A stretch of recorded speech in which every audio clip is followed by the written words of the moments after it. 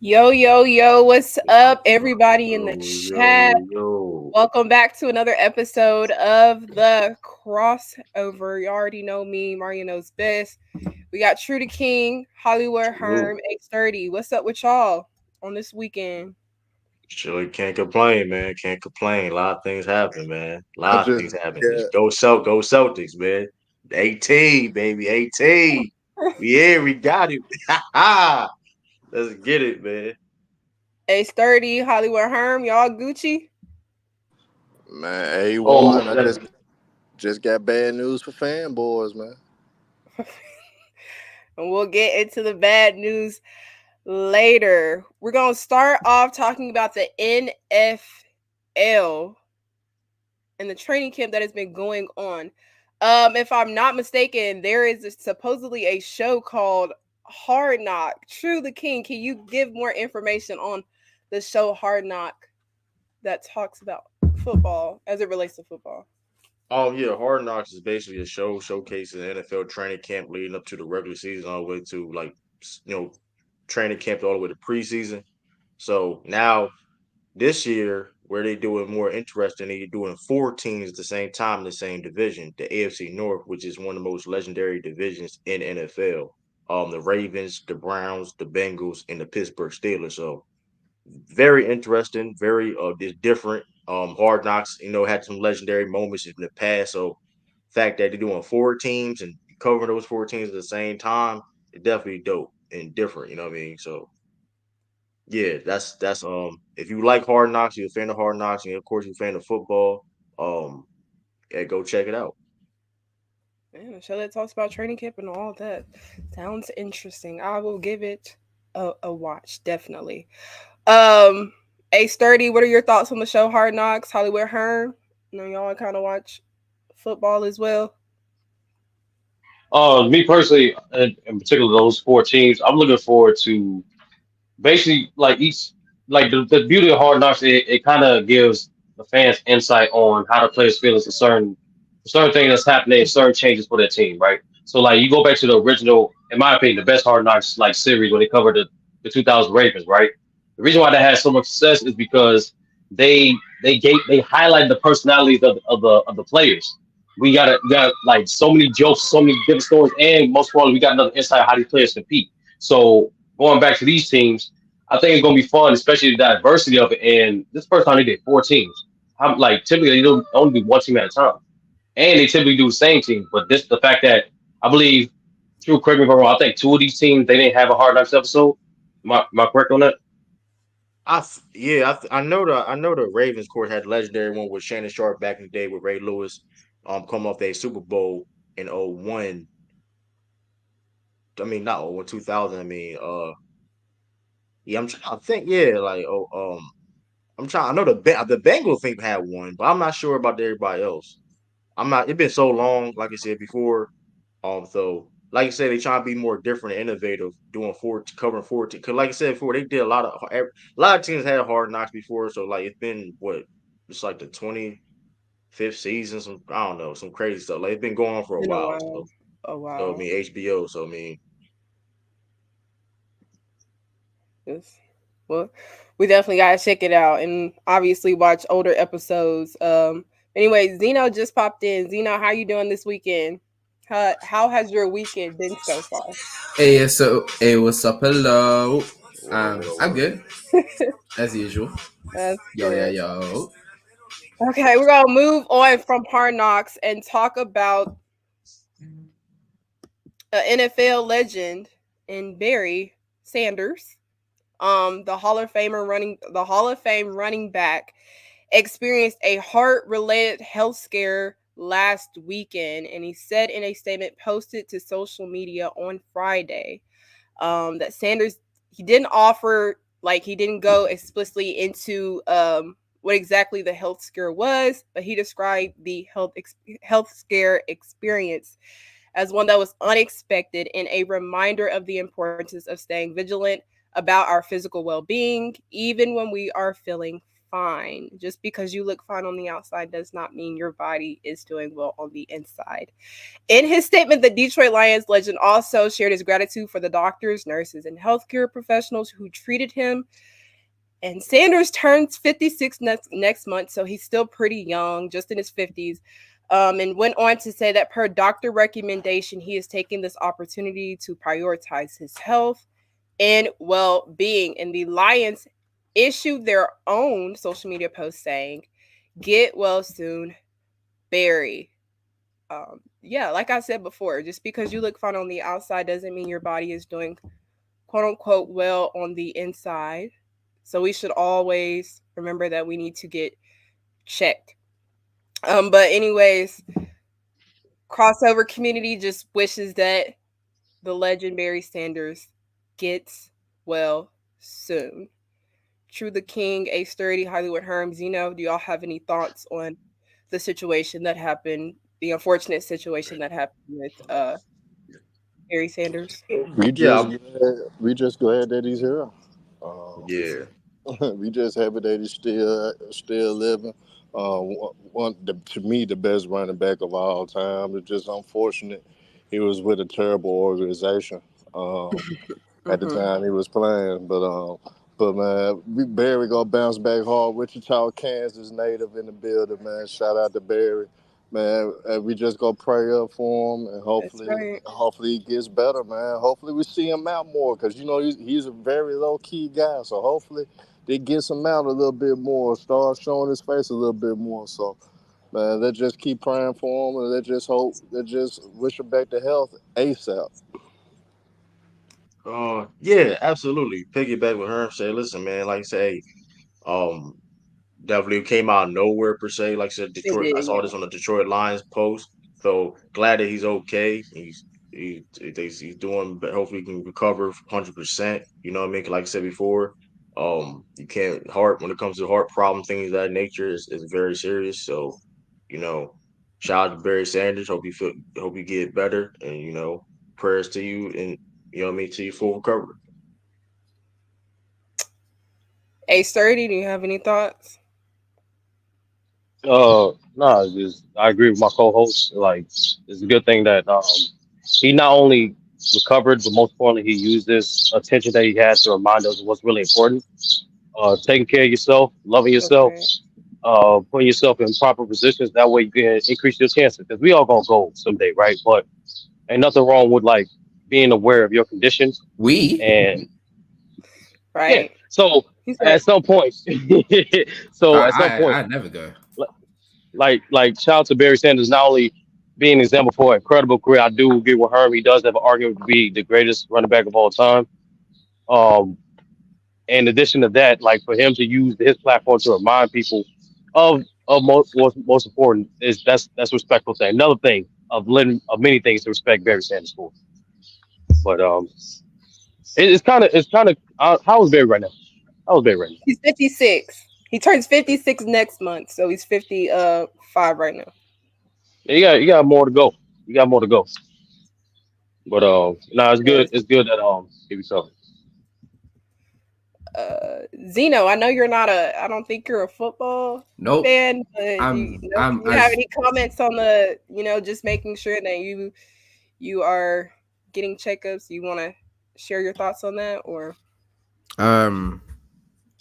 Yeah, sure. I don't know much about him. I understand that he is a legend, but the main focus about what he's talking about, and something I agree with, the morality of life. That is something I think is kind of get lost in our day-to-day life of going to work, and how monotonous our day-to-day life might actually be. But him having that issue and being able to, probably recover from it, probably will allow him to enjoy the day-to-day situation he deals with even more, because he knows that there's a possible time where this won't be a scare. This might be what's called the next time might not be a scare, but actually be the end of everything he's done. So it might be something where, let me actually see my kids on a Sunday, or let me enjoy going out to this type of party on a Friday. You get what I'm saying? Mm-hmm. Most definitely. And like I said, thoughts and prayers go to Barry Sanders and his situation. We're just glad that he's okay and better. I gotta say Um, something. I gotta say something right quick. you can go ahead, Hollywood Herm. The people in the chat tell us that Emmitt Smith the best running back ever, man. Emmitt Smith not even top 10, man. Y'all sit right here trying to put this man over Barry Sanders. Y'all crazy, man. We can move on though. We gotta. That's gotta be a topic for another day. We're going to the running backs. But in other news, baseball legend Willie Mays passed away on Tuesday, which is June 18th, at the age of 93. Moving over, obviously, to baseball. Uh, Willie Mays is a man who played the center field position for the Giants. He led the. Him being on this team is where he basically got his majority of his fame, majority of his career is with the New York Giants. He would be labeled as one of the greatest all-around baseball players in history. Willie Mays played in an era in which the Negro American League was present. He joined the Birmingham Barons. However, the New York Giants would purchase his contract, and this is where he would take off. Mays played 21 seasons with the Giants and would blow minds. 1954 was his year. Mays showed his all-around abilities, leading the league with the highest batting average and would accumulate 13 triples while blasting 41 homers and rung up 110 RBIs. In this year, he would win MVP in his only World Series, which was played against Cleveland, in which they swept. His on-the-field abilities were astounding, especially due to the fact that him, along with other athletes during this time, were also in the Army. And after spending many seasons with the Giants, he would finish his career with the Mets, where he was still able to maintain great stats.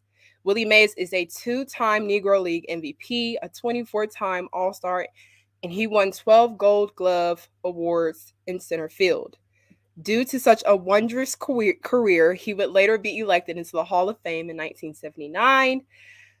So me, along with the crossover crew, and our condolences to the Mays family, the baseball community, and all of those who were affected by the death of legend Willie Mays. True the King, Zeno, Hollywood Herm, Ace 30. What are your all? I guess I start this out because I am a baseball guy. Love the game. Was very good at it as well, and that was one of the guys I looked up to because I did play center field as well. Willie Mays is the best overall baseball player of all time. Ken Griffey was my favorite, but this is the best overall baseball player of all time.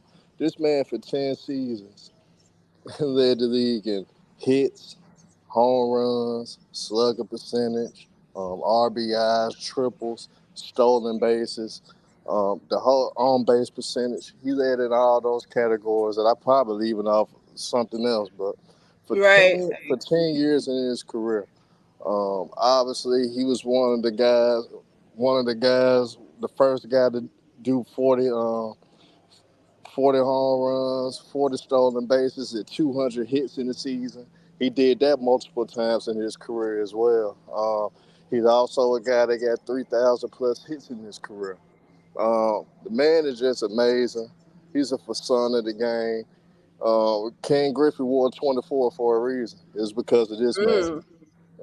It's because of this man right here. One of the best outfitters ever when it comes to covering ground.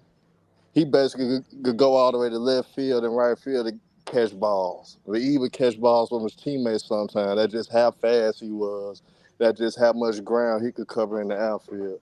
One of the best chase down fly ball outfielders of all time. He's just amazing. And it was a major loss, but he lived a long life.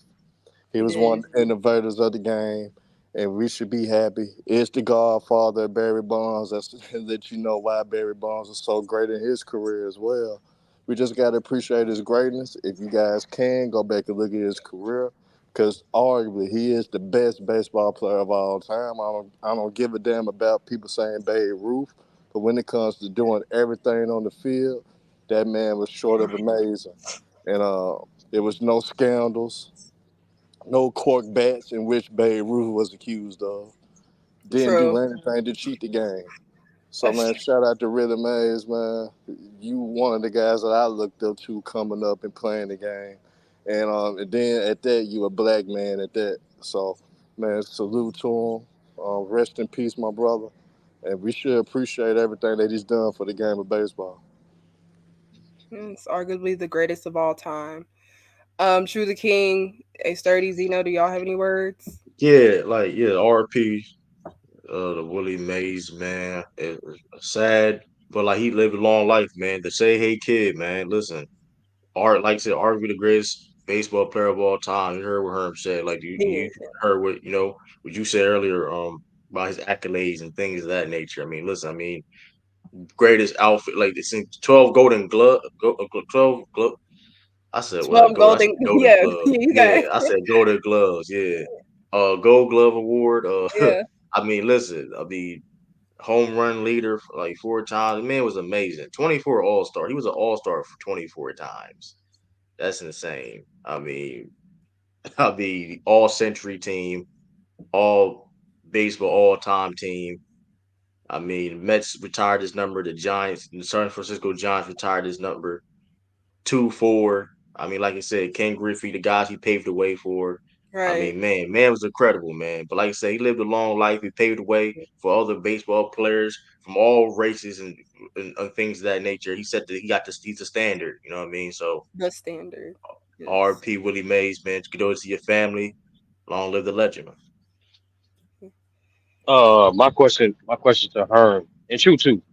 Uh, what is a for those in the audience that don't know, what is a 5 tool player, and what made Willie Mays separate himself from the other all-time great 5 tool players? The records, like I say, I mean, especially when it comes to his position, like Herm explained to like center outfield position, he mastered that position. Like there's nobody in baseball history that did what he did as a center outfielder. Yeah. Like you know, so I mean, it's so credible to like what he was able to do. Like you said, home, like you said, defensively, like I said, and that's on the defense, catching, baseballs, whatever. And then like I said, offensively, when he was on bat, I mean, home run leader 4 times, 4 time stolen base leader.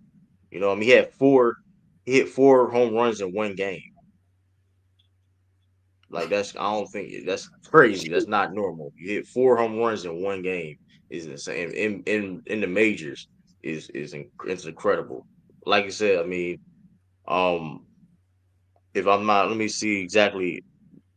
Yeah, like I said, the numbers he put up for basically for his position is insane. Like it's so much to even Yeah. say. Nah, Like but it's wild. Like yeah, but to touch on I got a little noise right now. That's why I was on mute. Mhm. But the tools it always comes to fielding, base running, hitting. Um, when it comes to speed, when it comes to power, all that is included into one. And he was at all aspects of the game, great in fielding. He had a great arm too, was throwing out guys in the outfield as well. He was at the time he played was the fastest guy in the league. Was great at hitting. Not only power hitting, but he was great at contact as well. That's why he had over 3,000 hits in his career. So that's what a 5 tool guy is. When it comes to fielding, when it comes to speed, when it comes to power, when it comes to contact, and when it comes to base running. So that's a 5 tool guy. yeah, So kind of like basically everything you could find in a baseball player, it was literally Willie Mays. Kind of like how we say LeBron James is like the standard of doing every single thing on a basketball court. Willie Mays was was that guy basically. That's what I'm getting at least. I know I Um, ain't gonna be petty. I was about to say something. I ain't gonna be petty. but Oh, but yeah, Willie Mays, an incredible baseball player, a legend. Um and he will be missed. And like we said before, like this, well, like even though he played the game of baseball, like this man played during an era where the Negro Leagues existed. So much racism was going on, and the fact that he was one of those players that defeated the odds and was like, oh, I'm gonna play regardless is insane. And he's not like the only player to do that, but just it just blows my mind every time I think of players from that day and age being able to overcome all those odds.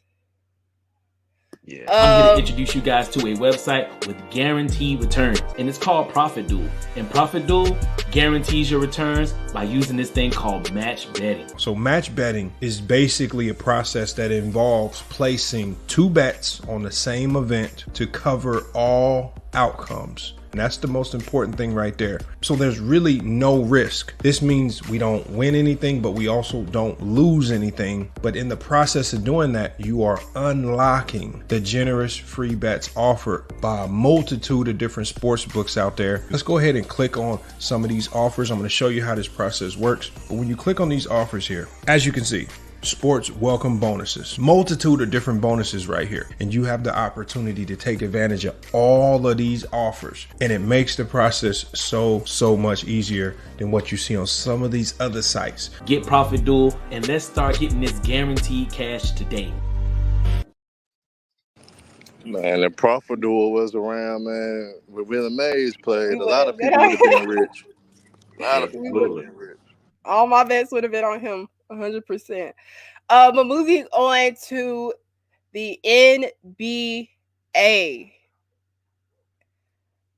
The last time we were here, we were talking about what would happen in Game 5 of the NBA Finals. And on Sunday, if I'm not mistaken, Sunday night, we saw exactly what happened in Game 5 of the NBA Finals. The Boston Celtics won Game 5, and that game resulted in them winning the NBA 2023-24 NBA championship.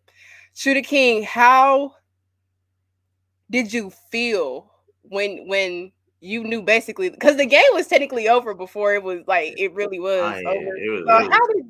What was your emotions? How did you feel when you saw the outcome of Game 5? I mean, this shit was over with when it was decided the Mavericks was gonna make the finals. In my opinion, it was over with. I mean, listen, it was just to show up and to participate. You know what I mean? Hey, man, like, I mean, I ain't gonna lie. The Game 4, the Celtics looked like, you know what I mean? They wasn't serious. They thought the Mavericks gonna lay down. They thought it was gonna get easy, whatever. And then like Game 5, all right, let's stop playing with these boys. Hey, did what they had to do. The anniversary, by the way, the anniversary, 17th, June, the anniversary of the last championship win in 2008 against the Los Angeles Lakers. So that's even more dope in itself. So it's like, hey, they handle their business, man. Hey, 18 championships, man. 18 championships. This team, this core, finally got over the hump.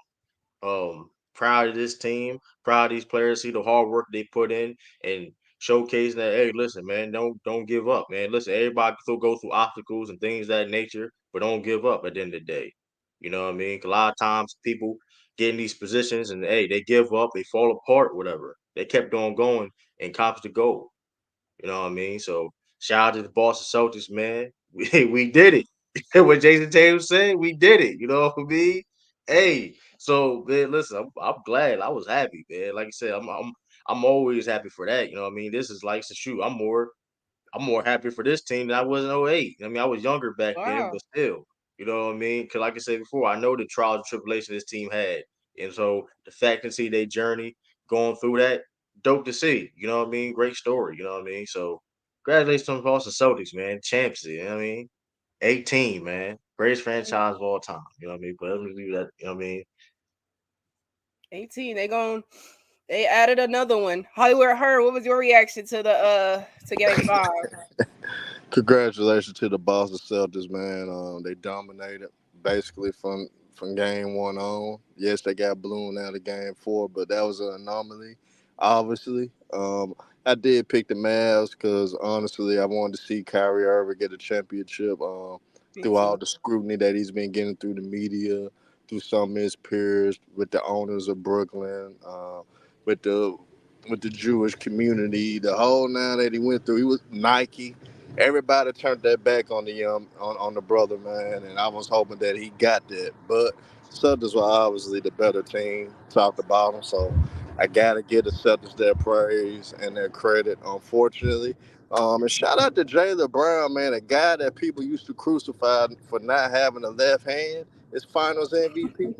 You That's know what I'm crazy. saying? That's crazy. So at the end of the day, he earned that 300 million. He earned it this year. So you gotta give them credit. It should be sky's the limit for Boston. They should keep building from there, and they actually could do something in this draft to even further it. So I mean, Boston should be a team to be reckoned with in years to come. Are they gonna be a dynasty? Yet to be seen. I say no, but you got to congratulate them on their victory. They're still the Jim Crow Celtics in my eyes, but they did their thing in this one.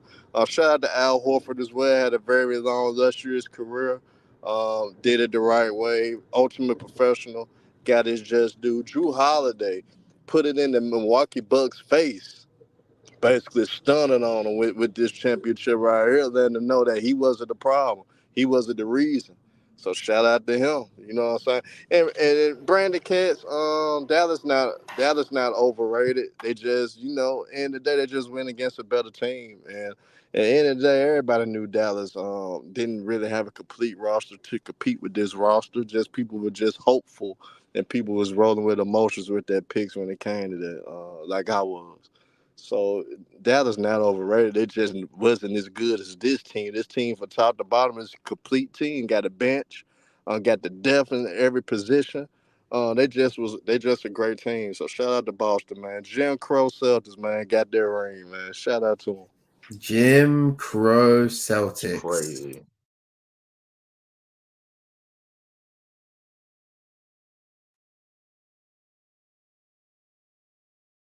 You muted too. Mario, you're muted. We can see you're cooking, but you're muted. You muted. Oh my gosh. Anyways, but like I do think that it'll be weird that like when we go back and look at the finals MVPs, we'll have Giannis, Steph. I think it was Giannis before Steph. Giannis, Steph, Nikola, and Jaylen Brown, who we don't consider to be on their level. But that's just crazy. But anyways, 8:30. Zeno, what were y'all thoughts on Game 5 of the NBA Finals? No, go ahead, Zay. Of course, he's making me do it. All right, bro. Sadness, a lot more sadness. Then happiness that Jaylen Brown, Jason Tatum didn't get the MVP. So that was another thing. That's what made me happy, bro. Seeing Jason Tatum not get that Finals MVP brought a different type of comfort into my heart.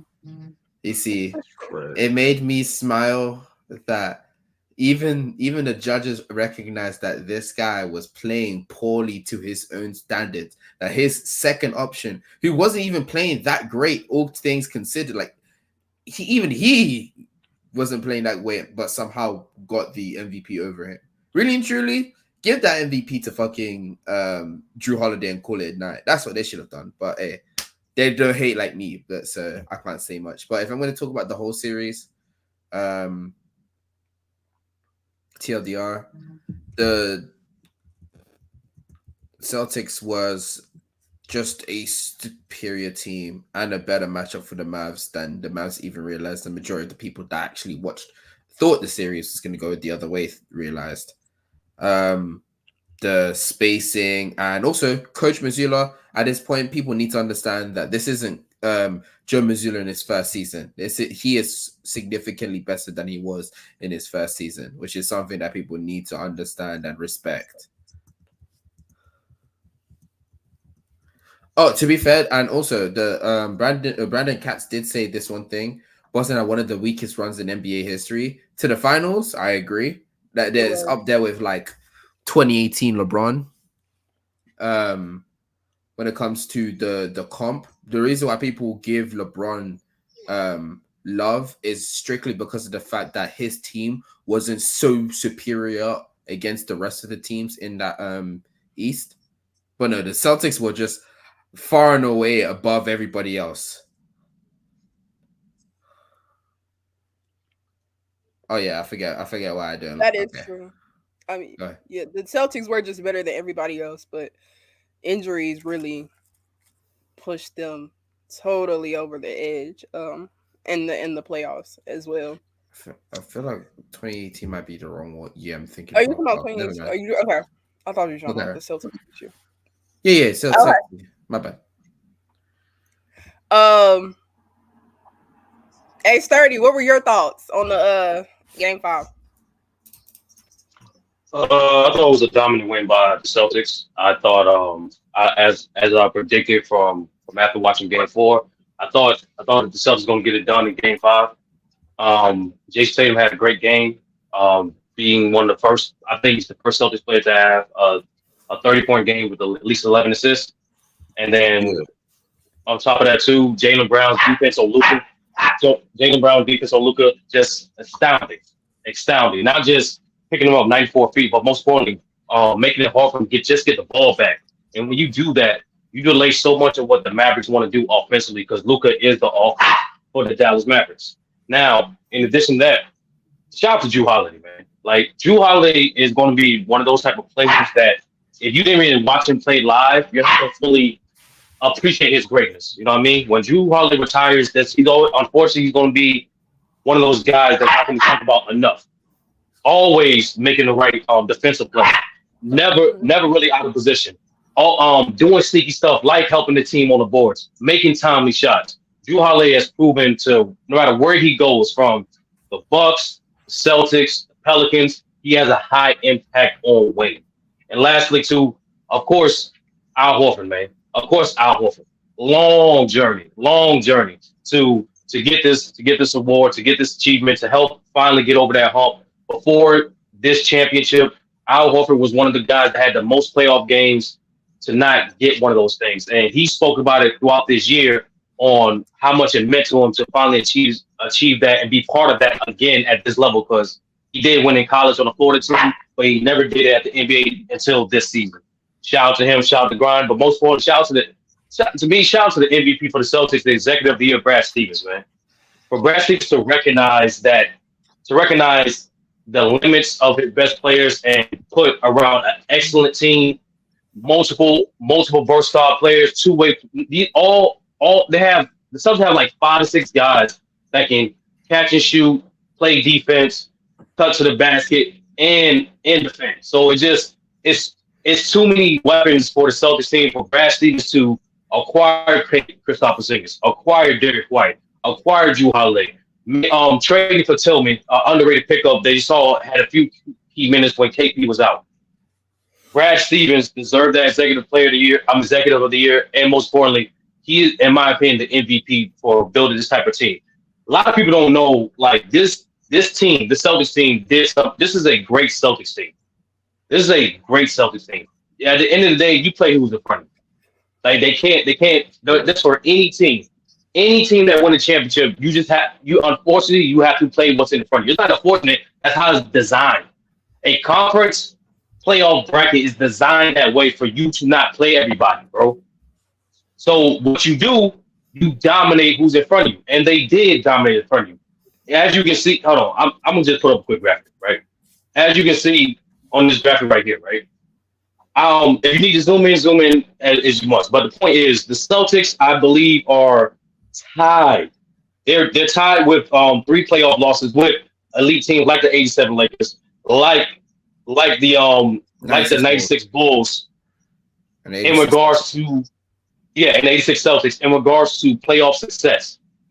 Yes, we can go back and forth for the quality of teams they play against, but at the end of the day, you judge teams on what they can't control.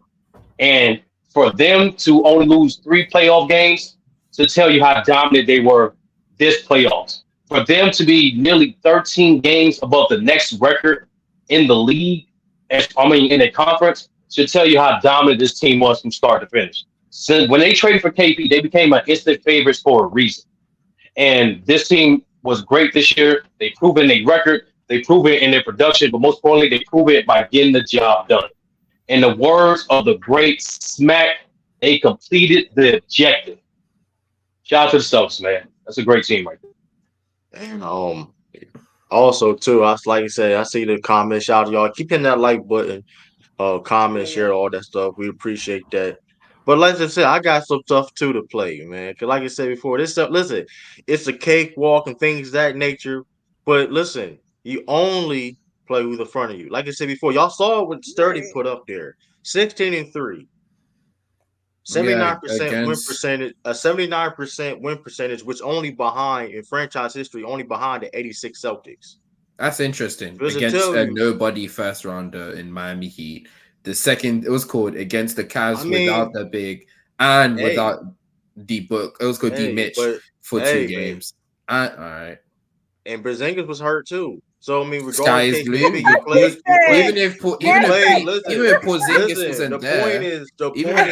isn't there, we both know that your team was still heads and shoulders above everyone in the league. But here's the thing. But the point is, though, before the playoff, they showed dominance through the regular season, correct? And let me play this video. We all knew coming into the postseason.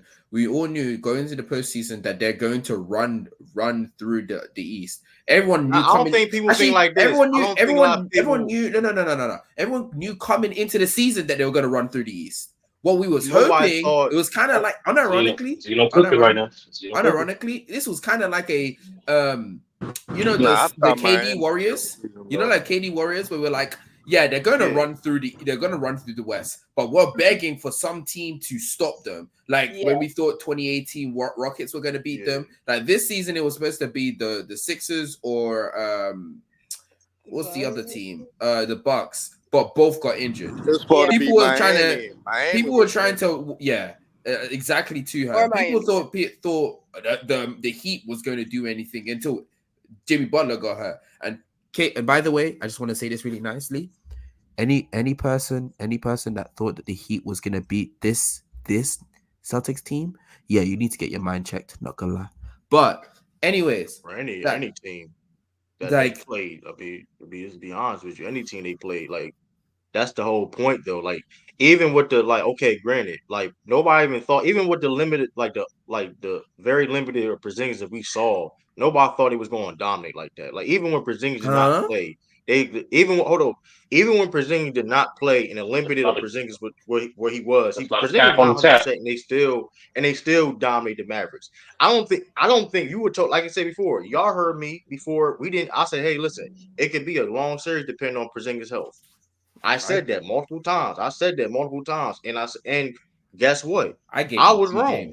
I was wrong. And they, even when he wasn't playing, even when he was not 100%, they still outclassed the Mavericks. So nobody thought that could happen. So I mean, listen, and going back to the cakewalks and things that nature, I'm gonna play y'all a video, give y'all some history lesson of what this Celtics team did this past season. So the Green List is my top 5 this, that, or the other. I do it here and on my radio show regularly.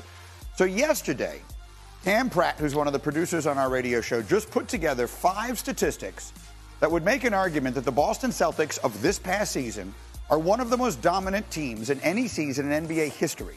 And I just wanted to read them to you verbatim because they astonished me. Here we go. At number 5, including the playoffs, this year, the Celtics held a 20-point lead in 50 of their 101 games. In the last 25 years, only one other team ever did that. It was the cheat code 2017 Warriors, the team that had Kevin Durant and was just unfairly good. They had a 20-point lead in half of the games they played this season.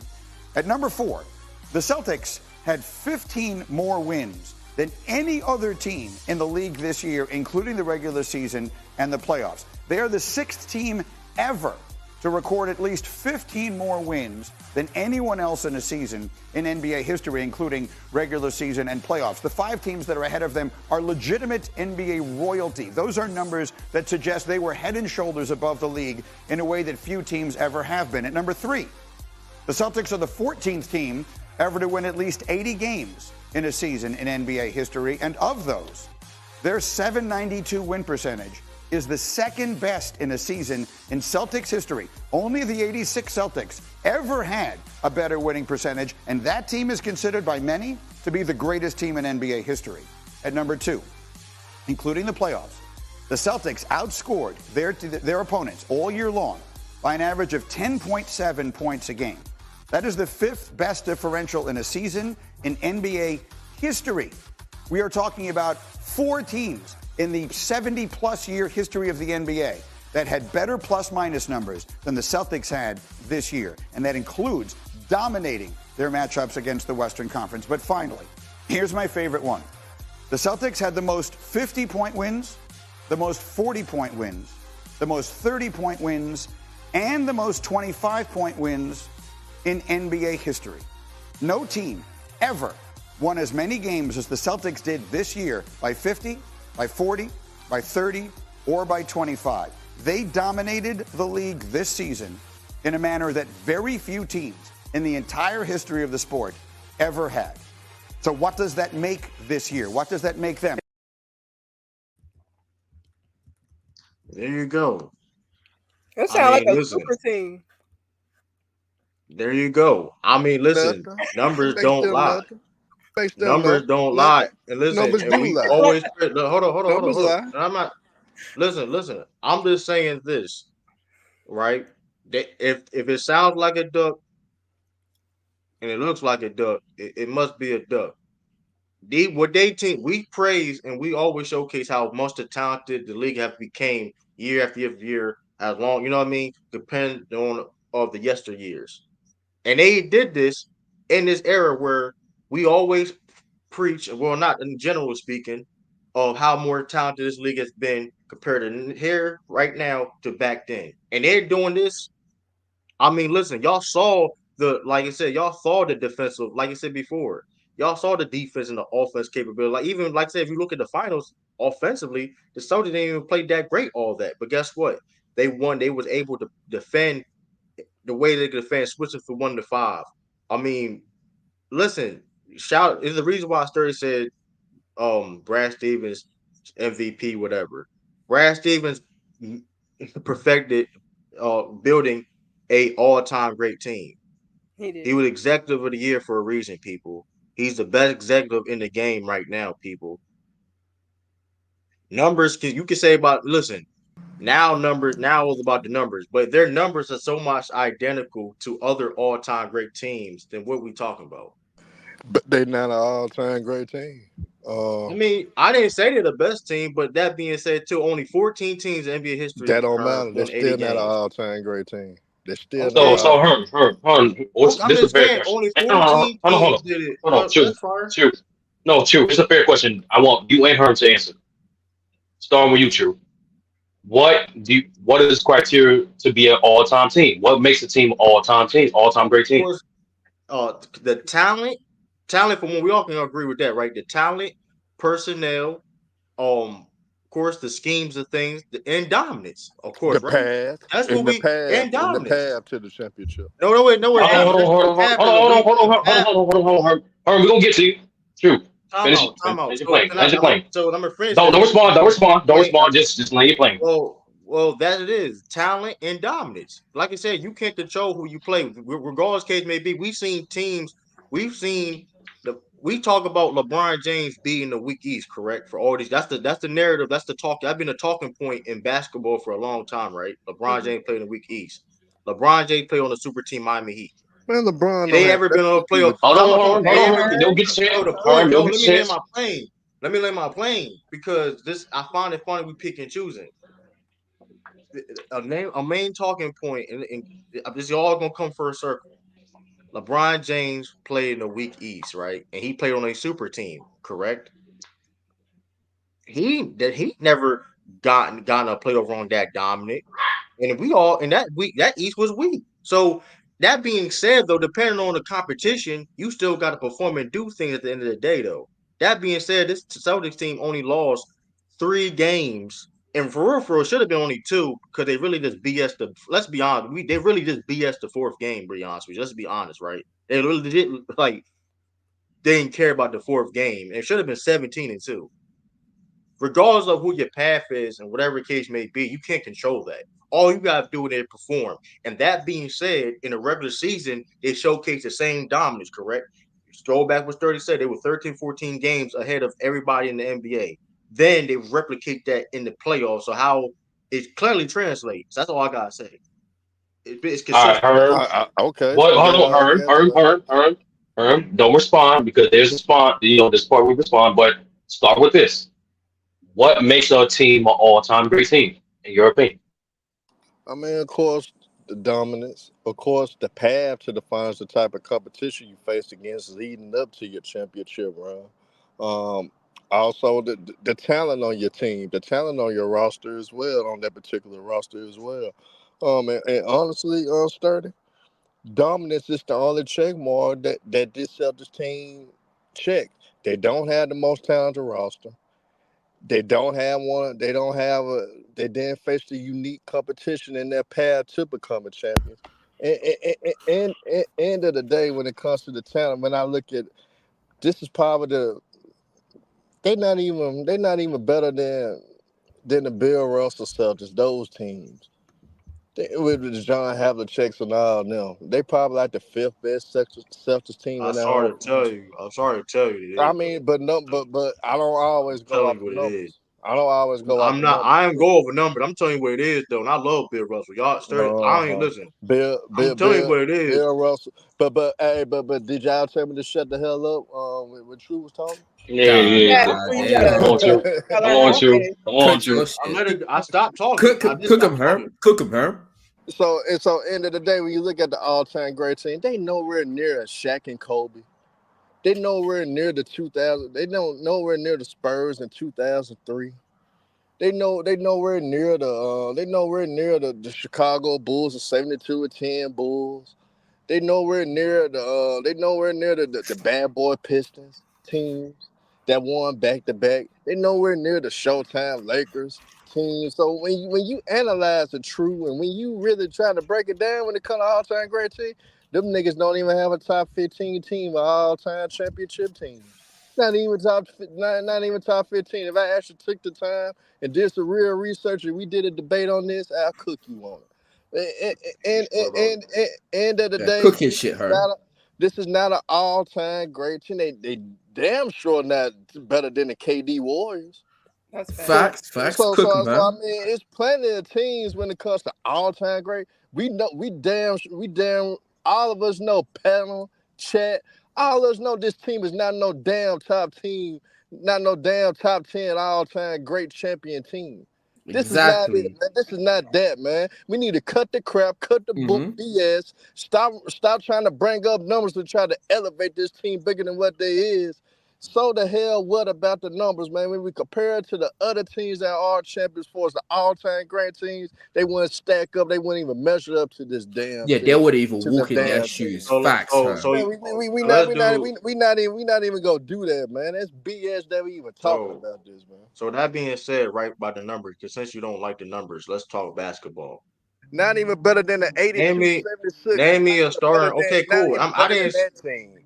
Come on, Right, man. and Let's Herm get the though. hell With out of that here being with said, this Herm, shit. I never said they was better than any other team. Since I was on here, right, I just said they was all time great team. I didn't say they was better than any specific team. Did I? Did I not? Anybody? I didn't say they was better than such and such team or such and such team. That the fact of the matter is this. Let's talk basketball since you don't like numbers. Name me a starting five that can play on both sides of the ball, that are versatile, that can create and create for others, and also play both sides at a high level. And the Showtime Lakers. Name Showtime. me somebody else. Somebody else. That's one team. Okay, cool. 86 Celtics. That Lakers team better than this team. 86 Celtics. 88, 89 Talking Detroit about Pistons. Showtime Lakers and having Magic stupid 82. Twitch is funny, but hey. Nah, but I'm just saying there was a great team on both ends. They was great on He both ends. also specified the ability My to point. switch. I mean, they My were. Hey, point. hey, Magic I prove my If Johnson. you're point. asking Magic Johnson to guard small, Zeno, shut the hell up and stay in the child's place, man. Shut the hell up and stay in the Herb, child's no. place. 'Cause Look quickly. Magic Johnson Get plays down, center, Zeno. Zeno. jackass. Magic Johnson yeah, plays yeah, center, so obviously hmm he could guard other positions because he plays center facts, against the yeah, Super he, Team, Sixers yeah, team. So shut exactly, up. yeah, he Shut Okay, could up. Herb. definitely switch Okay, onto let guards, Yeah, Zeno rim go. protect. they not God. better than they not better than the Miami LeBron James. They not better than the Big Three Miami Heat. The Big Three Heat was more versatile than them. Stop it. They Stop it. not. That's cap. That's Let cap. this man land. Let this man land. My Okay. fault, Chris Herm. My Bosh, fault. LeBron James, D Wade, you had UD, Birdman, whoever the hell else, Shane Battier, whoever the hell else they want to put out there. The Miami Heat 2013 team was a better defensive team than these Celtics, more talented than these damn Celtics. So in end of the day, man, they nowhere near an all-time great team. It shouldn't be mentioned. Just celebrate that they won the damn title.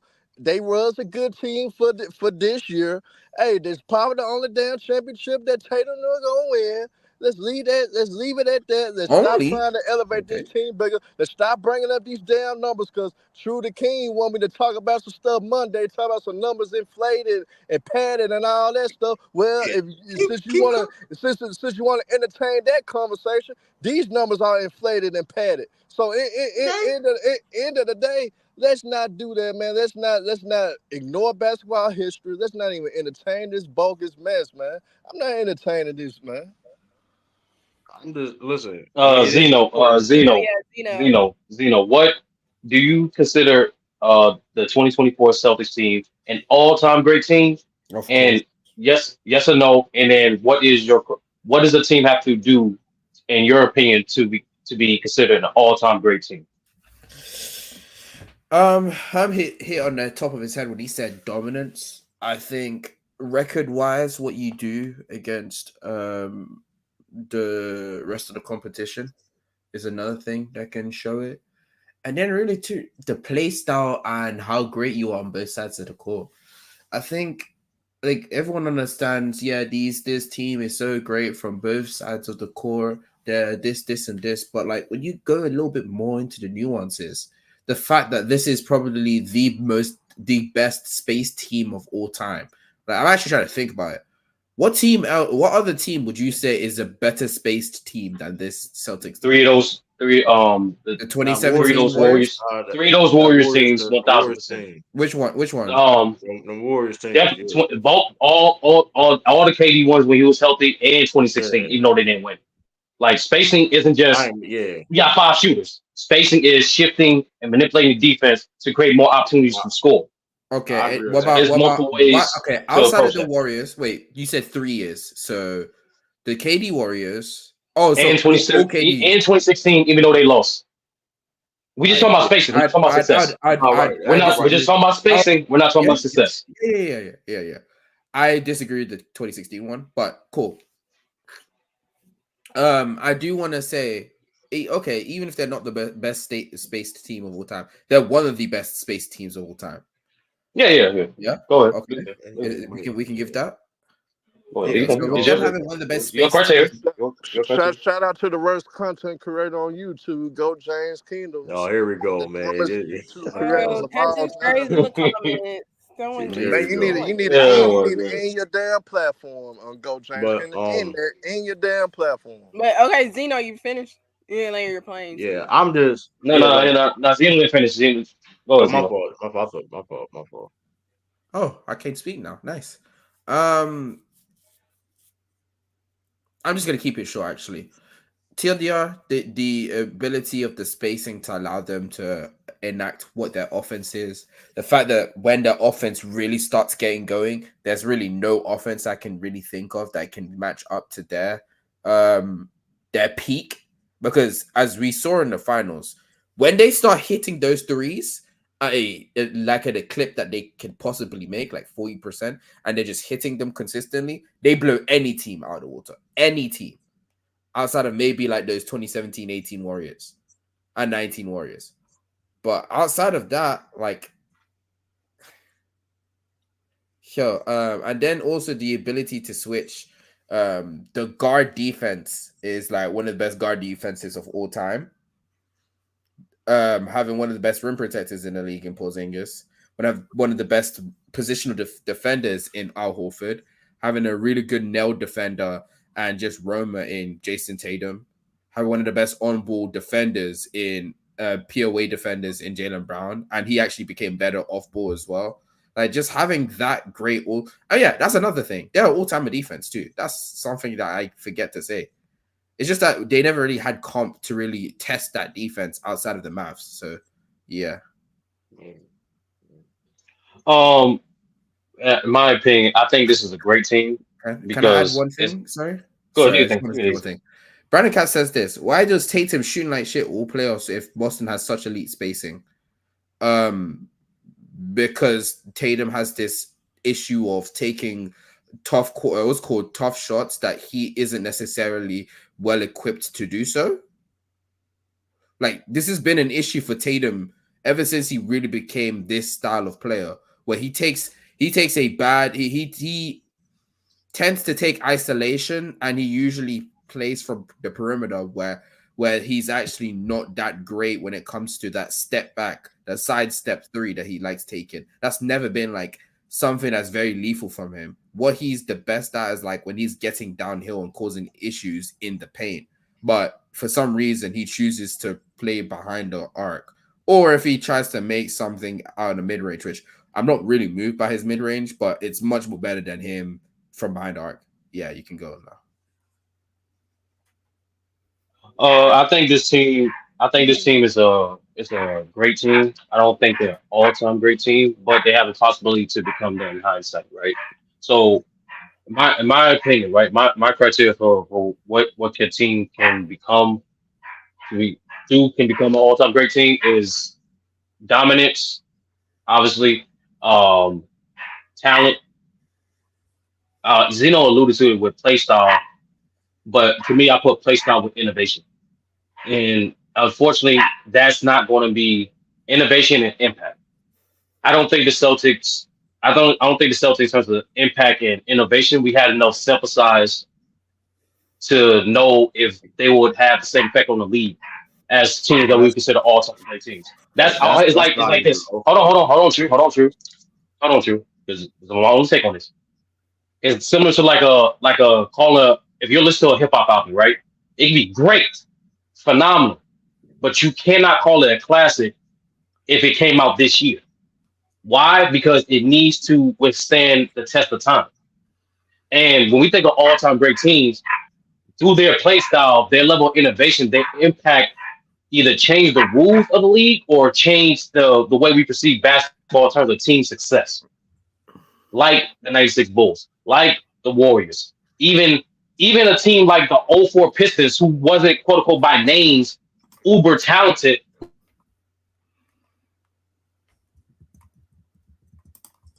Defensive schemes. Hold on, they even changed defensive schemes. My fault. I said, what y'all last heard? It's like 10 seconds. Okay, I was saying like teams, all-time great teams who have innovated and impacted the league, like the 96 Bulls, like the Warriors, even a team that don't have uber talented in terms of by names, like the 04 Pistons, through their play style, they was able to impact the league to a degree where like there's still defensive principles implemented from that team itself. So I think for me, part of the criteria where it's all-time great team is, do that style of play impact the league to a point where it either bends the rules or bends the competition around the league where other guys are adjusting their play style to compensate for. So to wrap it up, they have the dominance, but the other categories I mentioned before, and there'd be a great conversation for talent. But the other conversations of innovation and impact and play style, I don't think they match the criteria for an all-time great team, but they're definitely a great team.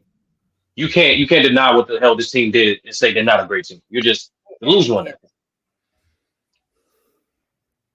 Those are good. That was good. Yeah, like Sturdy said, we can't deny what the Boston Celtics did this year, despite their pathway to the finals. And then have that video was very informative. True to King, like I didn't know that I knew they were dominant, but I didn't know like that they were that dominant. Well, 3 teams for 50 points in the NBA. Like that's I don't think how hard it is to blow a professional basketball team by 50 points, and they did it 3 different times. That's crazy, but like I still can't put them up there. But obviously, the Showtime Lakers, I just can't put them. No, I didn't say. Listen. I didn't think. I didn't say they was the best. I didn't put a rank. Listen, there's a lot of great teams in the history of the NBA. I didn't say they were the top 5. I just said, listen, they in this category. Listen, only the 14th. Listen, because there's a lot of teams that did this. 14. They're the 14th team that won 80 games including the regular season and playoffs. Also that won the championship. Well, the third. Well, Well, only 13 of them 14. The Warriors, unfortunately, and they lost the championship when they broke the season record. That's neither here or there. Yeah. But listen, they all have in common. You look at the numbers. I mean, I'm just saying. And going back to Yeah, Sturdy said, which is the point. And going back what Sturdy said, point like you can't get mad with. I like the album reference, the music. You know what I mean? It ain't an instant classic. You know what I mean? I can't get mad at that logic. You know what I mean? But the number says, it's 30, I mean, bro. the number says The so. logic is 30. That's the thing. You can't help but Because agree. I mean, when you talking about innovation, I mean, and we can talk about them innovation a little bit later down the show, but like what I think it is a little bit. But you know what I mean? Listen, that was a great take. Like you said, listen, like, yeah. But you can't deny what they're doing. Like I Yeah, can't you believe in can't argue myself. Listen, numbers. like I said, I can't believe in myself. Like I said, I don't want to listen. I studied the old Celtics teams. You know what I mean? With Bill Russell and them, and I'm just saying, man. It's only listen. Can't argue It's numbers, like you said. You came with the proof.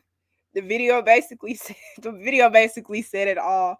But we know that Outer with them Greens on winning, ESPN for that. yeah. But we know with the Celtics winning this championship of this year, they now have 18 finals. They basically now have 18 championships, the most in NBA history, which makes them the winningest team in NBA history. But are they still the NBA's team? I know there was a quick segment, I want to say that was on First Take, where they talked about this. Are the Boston Celtics the NBA's team, or do you still think it is the Los Angeles Lakers, or maybe you think it's a team that's not even those two? We'll start off with Zeno this time.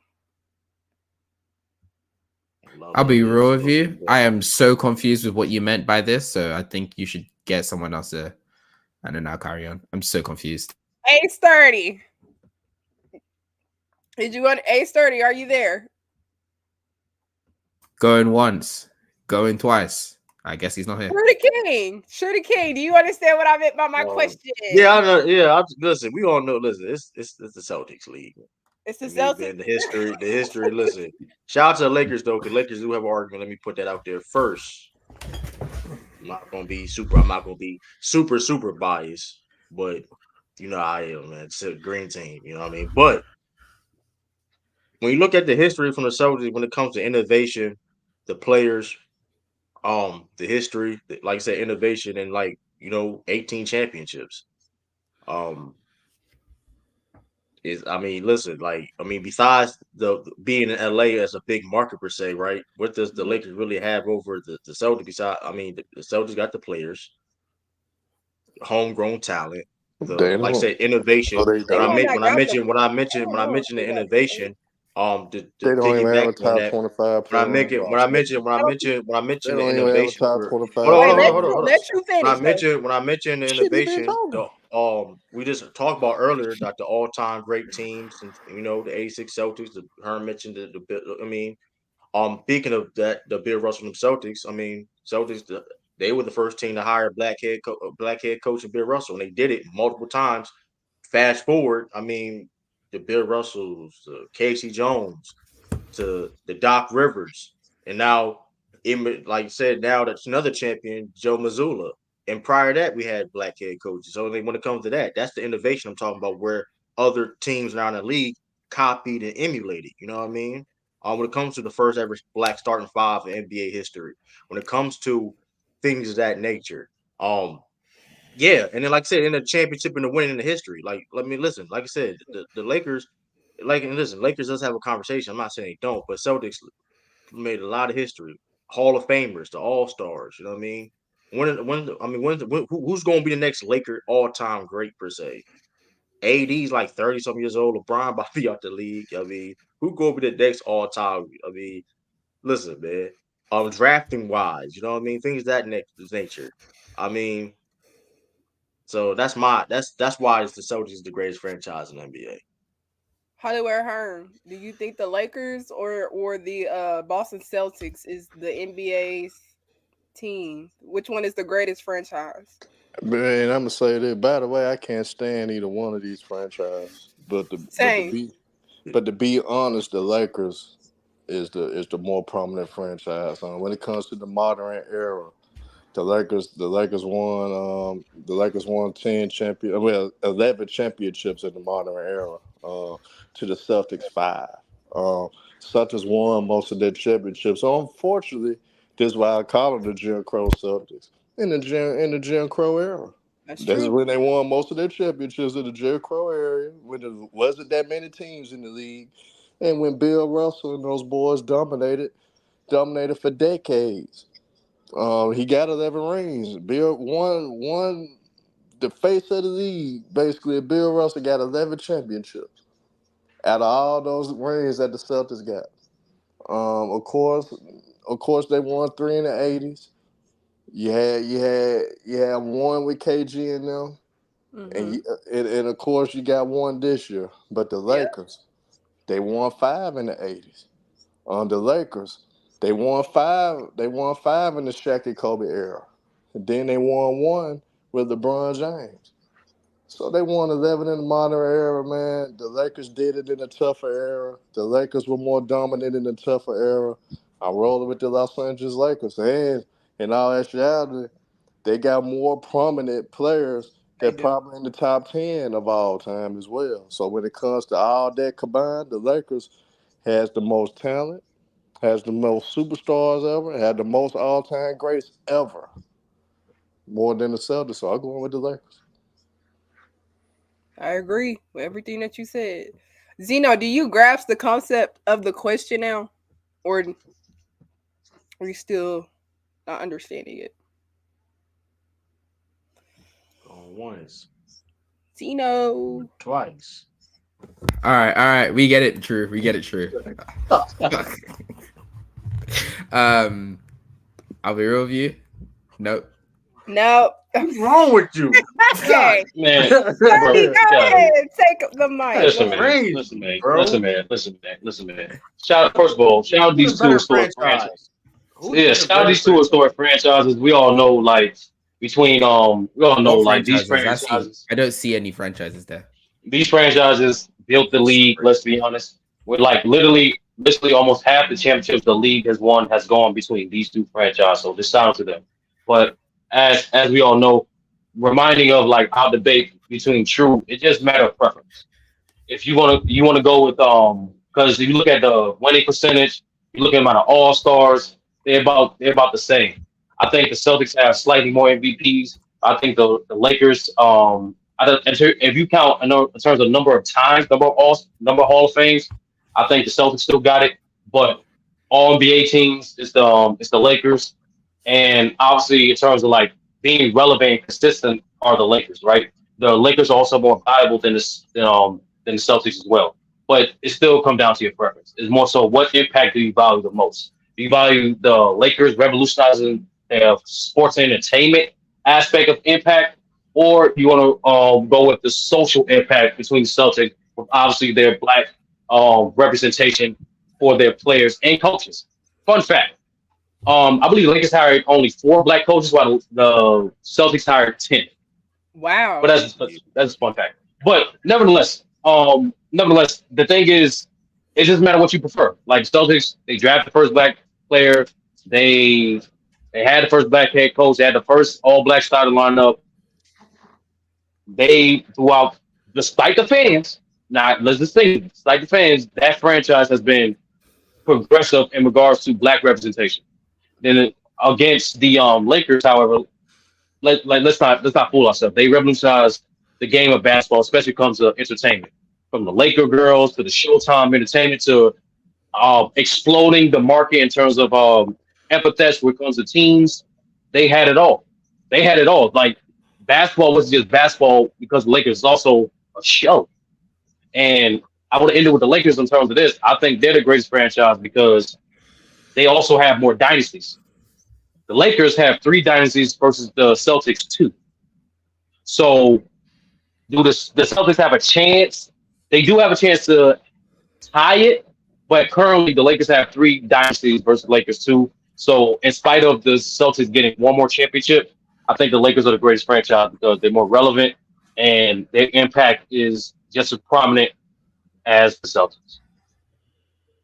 I think the Celtics got 3 dynasties, but that's that's gonna be complicated. No, they don't have 3 dynasties. They have Bill Russells. They have but here's Birds. the thing, but I'm gonna go back to that. Here's the thing about the Bill Russell thing, right? I mean, Bill Russell was there the whole time, but so that counts as a dynasty if he was there the whole Yes. only one player there the whole time. I just asked the question. I'm just asking. That's all. They won 8. He won 11. They won 11 chips in the 13 years he was there, bro. Is it a team? That's his team time. win dynasty? No, just saying, is team win dynasties or individual be a dynasty? He was the best player, the leader, and the coach. That's his run. Well, it is. He wasn't a coach, but he wasn't a coach. I'm not saying he didn't lead the run. That's a totally different. He most definitely led the dynasty. When we talk about dynasty, it's a collective, right? When it comes to things of that nature too. When it comes to for example, for example, the Patriots, whatever. Tom Brady won 6 championships on the Patriots, but those are 2 different dynasties. You get what I'm saying? And even though Bill Belichick Patriots, Tom Brady was there. You get what I'm saying? So I don't know. Like I said, Bob Cousy wasn't there the whole. Those Celtics or Havlicek wasn't there the whole championships or Casey Jones. You get what I'm saying? I don't know. I was asking the question. That's why I was just curious. Yeah, they had 2 dynasties. Yeah, Bill Russell, Larry Bird. They have, and that's pretty much it. The Lakers, on the other hand, they had George Michaels. They had George Michaels. They had Showtime, and they had Shaq and Kobe. 3 is bigger than 2. But here's the thing about that George Michael and Lakers, though, and let's be honest about that. Majority of Lakers fans don't really care about the Minnesota Lakers years. But that's true. That's why it's about the franchise. Fuck the fans. Lakers fans are divas. No, the franchise. Celtics fans are racist. We're talking about the franchise. The franchise. Listen, it don't get talked about enough. Nobody, when it comes to, we have these Laker conversations. When it comes to everybody, they don't care about the George Michaels. That's his period. That's in basketball discourse. We don't care about the Minnesota Lakers. Unfortunately, we don't give George Michael his props for being the first ever superstar in the NBA. I'm talking to all fans. It's not about fans. It's about the franchise. But Mario don't know. The franchise recognizes greatness because when you walk on that Lakers court, on those 17 stars in the middle, is there. On the left side, to be exact. And hold on. His jersey, thanks for mentioning it, is retired by the Lakers. So they do acknowledge his number, his greatness, his championship. He never saw it. He didn't see it, but it is what it is. It's up there now. He never saw it. If the NBA counts it, then George Michael.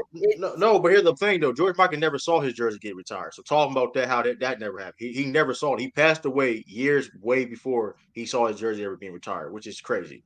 Anyway, so let's not even talk about that. And then I'm gonna be in my petty bag also when it talks about the marketing and things of that nature. Bill Sharman, the executive of the Lakers back in the day, the one that was basically was Jerry West. Jerry West was under his wing of how Jerry West became how he became. He comes from the Bill Sharman tree, which Bill Sharman is a former Celtics player, which he got his basketball mind and his things out from Coach Red Auerbach. So see how it correlates that, you know what I mean?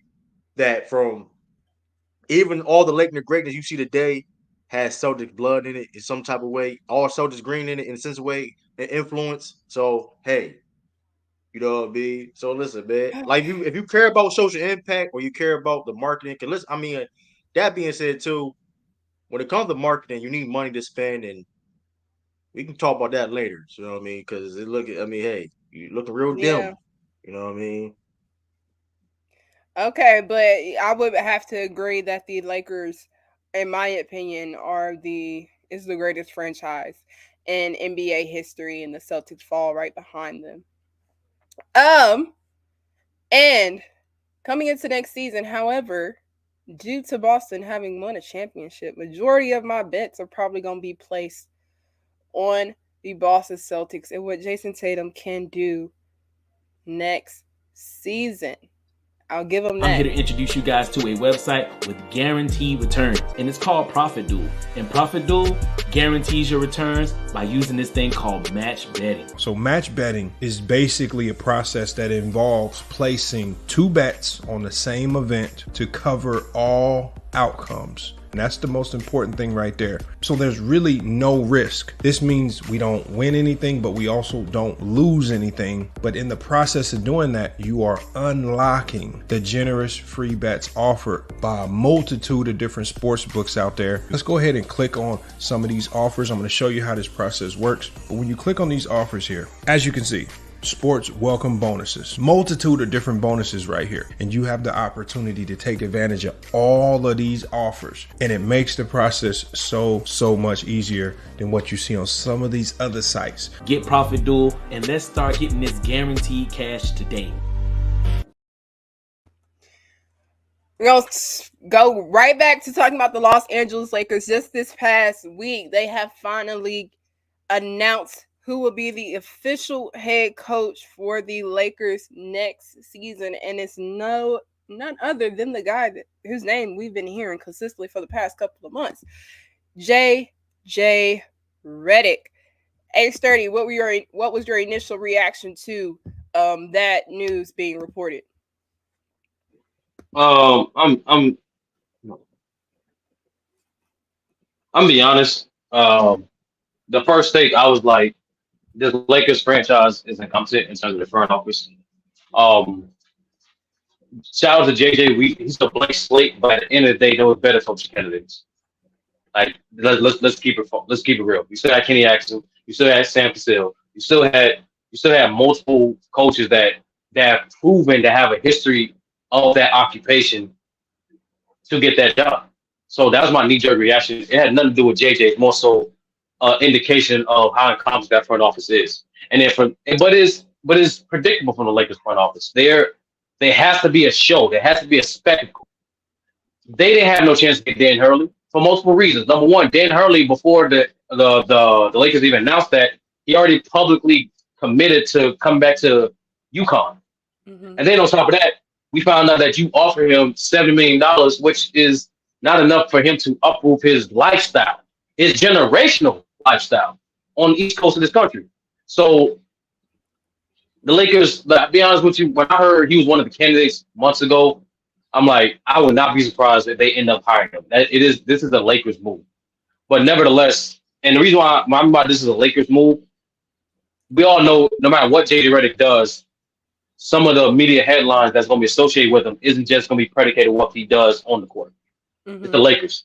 There has to be as Chew like to allude to it on Rumble in the Ring for tomorrow on FYF. You need that supporting storyline, and Lakers always need that. They always need that. And so now I will say this though, they can make up for this by making sure he has the right assistant coaches next to him. Oh yeah. Because even throughout recent history, like Derek Fisher, Steve Kerr's, Nick Nurse, and I believe Jason Kidd, 4 of those 5 guys I named, those franchises surrounding those guys was assistant head coaches. I mean, experienced assistant coaches. And so I'm hearing Scott Brooks is one of the guys he's trying to get. I'm hearing Rondo trying to get. I'm hearing he's trying to talk to Sam Cassell. He's trying to do the smart thing, which is get guys that are more experienced than you at the job to help you with the team goal. And so that's what I think about JJ Redick hiring for the Lakers. Zeno, what was your initial reaction to the news? I don't know. I think everyone kind of explained it. The whole notion of, oh wow, JJ Redick being able to become a head coach was a very interesting and cool thing. I believe Lamont did put up LeBron being able now has faced 4 coaches that used to actually be NBA players, which is cool. It's actually a very cool, novel thing to think about. Mm-hmm. JJ now going after so many different coaches or people to be in a part of his what do they call it? Not entourage. What do they call them? Like coaching. I don't know how to explain it. Can someone tell me what? When let's say he tries to get Sam Cassell to be with him, what would you call that? Like, is it a coaching? I mean, I would just call it like staff or team. Staff. There you go. Yeah. Oh, yeah. Damn. The huge brain fart. Yeah, I was just trying to, that's what I was trying to help you. Ask my teammates, my Mhm. my panelist friends to help me, and none of you just sit there and let me die. That's crazy. But yeah, I think doing all of those type of stuff is very interesting, and it also allows you to maybe dodge some barriers that you would have to learn on the job and on the fly if you didn't have them. That was interesting. I don't know if he has any coaching experience, which is a big thing that people do need to understand, because Mhm. going at the game as a player and going at the game as a coach are two completely different things. Completely different. Exactly, because you can understand what a system is, but you have to enforce your own system in a group of 15 what's called NBA talents who have Mhm. their own egos and their own wherewithal. You don't know how they're going to react to the things that you want to say or do. So Right. having the ability to enforce what you think and want to think and say is going to be something completely different from just being a player and then impacting the game as an actual player on the court. So that's interesting, my opinion. Hopefully he does turn out to be a great coach, but I don't necessarily know. Yeah, we will not know until we see what happens next season. Hollywood Hearn, what was your initial reaction? And do you think LeBron James was the mastermind behind JJ being a candidate? Cook him, huh? To answer your question, yes, we know LeBron James has a lot to do with that decision, but at the same time, I place the blame on Jenny Buss. Jenny Buss needs to sell the team. She's very incompetent. She's running the organization to the ground. It's really a travesty. We've seen this experiment before, hiring a coach that never coached. Look at Steve Nash, one of the most brilliant basketball minds ever as a player. You seen, because he didn't have experienced coaching. You seen how it turned into a circus in Brooklyn. Can I say one thing, Herb? Yeah, go ahead. With the Steve Nash pick, I think people do need to understand superstar players turning into coaches and role players turning into coaches are two different things.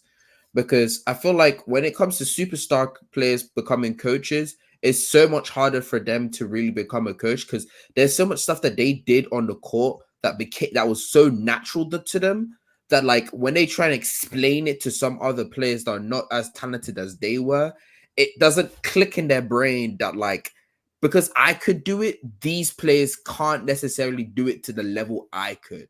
And that might be like is that can you get what I mean by that? That's why I understand like players like Doc Rivers. I know Doc Rivers isn't also a great person to talk about here. But also let's say Nate McMillan is another one. But let me cook this bomb. That's a fan of the worst team, the worst, circus show in basketball, the Clippers. Clip Game TV. Pat Riley was an assistant also before he became. Yes, he was an announcer, but he was a former player, part of the organization. And Oh, on Steve top of Kerr's that, another one too. My and bad. on top of that, he became an assistant coach first before becoming a coach. JJ Redick hasn't even done none of that, and they made I him a agree. coach. And end of the day, that just dumb. And I'm more disappointed in the media. We see the Malika Andrews, the Monty Karams, and all them get on people all the time about their checker pass, about things they have done. And JJ Redick hasn't been talking about anything. For the racial slur that he brought it out before. For us, the situation encounter that he had with a woman as well. They not mentioning none of that stuff. But when it comes to our color, they bashed Ime Udoka, threw him to the wolves basically for something that it was consensual. But at the end of the day, of course, this is clutch sports ran all over it. I don't know how you go galvanize the locker room now because any decision that JJ Redick makes is gonna be a natural reaction that the players feel. Oh man, LeBron had to tell him to do this or say this. So I think this is a bad situation. The reason it took as long because I know AD didn't want this, but he ended up suckering into it at the end. But this is a bad move. This is a bad message to anybody that's on that roster. If you could leave, any player on the Lakers could leave, I'll leave. D-Lo, run away while you can. Get out of there. Anybody that can leave, leave. Because this gonna be a circus. And this is all about what LeBron wants. They will end up drafting Bronny James. They will start doing podcast shows and all types of stuff, doing pre-game shows and post-game shows. Freaking mind the game is crazy. You go see all that, man. It's just a disgrace to the game. Disrespecting all the coaches that could have got an opportunity, that could have helped this team out, and it just really just shows you who's running the organization. It does. Jenny Buzz, hell, just sell the team to LeBron, Jenny Buzz. You need the money anyway. Sell the team to LeBron. Let LeBron own the Lakers. You doing everything he wants anyway. Sell it to LeBron. This is just sad, man. And I hate it. I hate it, man. I hate it. Yeah. True to King. Now, Rob Pelinka did hint at JJ Redick potentially being the next Eric Spoelstra. And I think that this was due to the way he could connect with the players and his breakdown of the game, if I'm not mistaken. Do you agree with what Rob Pelinka said about JJ Redick? And do you think that this, and like, what was your reaction to the initial signing of JJ Redick being the head coach?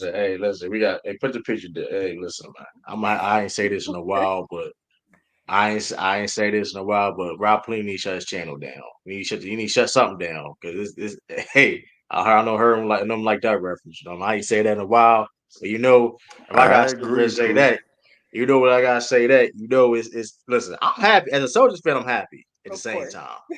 But if I take myself, if I take this as at the end of the game, it's like it's gonna go two ways: really great or really bad. There ain't no in between. And that being said, is a lot of questions. You know what I mean? Because we don't even know who's gonna be on the staff. I mean, speaking on breaking news, it happened like a couple hours ago, an hour ago. Sam Cassell will be the lead assistant for the Celtics head coach. They're elevating him to be the lead assistant, so he ain't going nowhere. Rajon Rondo, and I love Rajon Rondo as a player. He's definitely got a great basketball mind. Like, he's one of the players. I mean, I think he could be a head coach off the. His IQ is one of the greatest of all time. So I don't. Maybe he could be the coaches, but that being said, we have to be fair. It's questions on that too, because Rondo, I know he coaches sons and all that, but like, he ain't coaching at a high level, so it's different. You know what I mean? So I think Rondo could be a good coach in the NBA, but like, it's still questions on that. We have to be fair, right? And JJ Redick being next Eric Spoelstra, listen, that's so disrespectful, because, and I'm shout out to Sean Webb from Real Takes Over Fake Debates, SB. Go check them out on Real Takes Over Fake Debates every Monday and Friday. Cause I listened to them yesterday, and listen, Eric Spoelstra was on a video. Eric Spoelstra legit grinded to become the head coach. He was on a video team in the 95 or something like that, and grinded all the way to gradually scout team, assistant, then head coach. JJ Redick come off the commentating booth, off the Mind the Game podcast, drinking wine with LeBron James. He come off drinking wine with LeBron James and about to coach.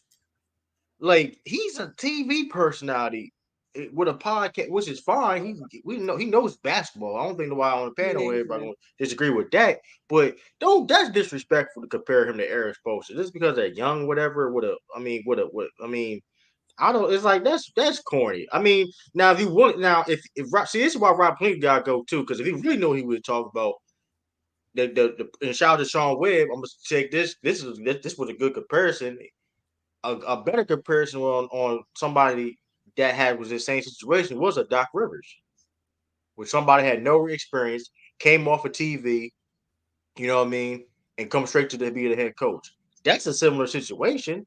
And with that being said, that Doc Rivers, and listen, I understand Doc Rivers, go back, was even saying the most popular name per se, but a lot of people ain't did what Doc Rivers did when it comes to becoming a head coach and had a career. So that's even rare in itself, for regardless of how you feel about Doc Rivers. Because at the end of the day, he still had a great successful career, going to be in the Hall of Fame, regardless of whatever.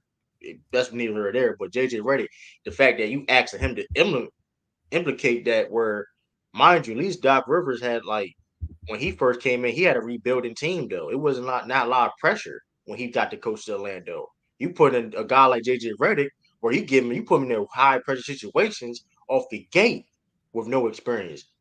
Like, I mean, listen, I know he one of the best shooters of all time and all that, but still.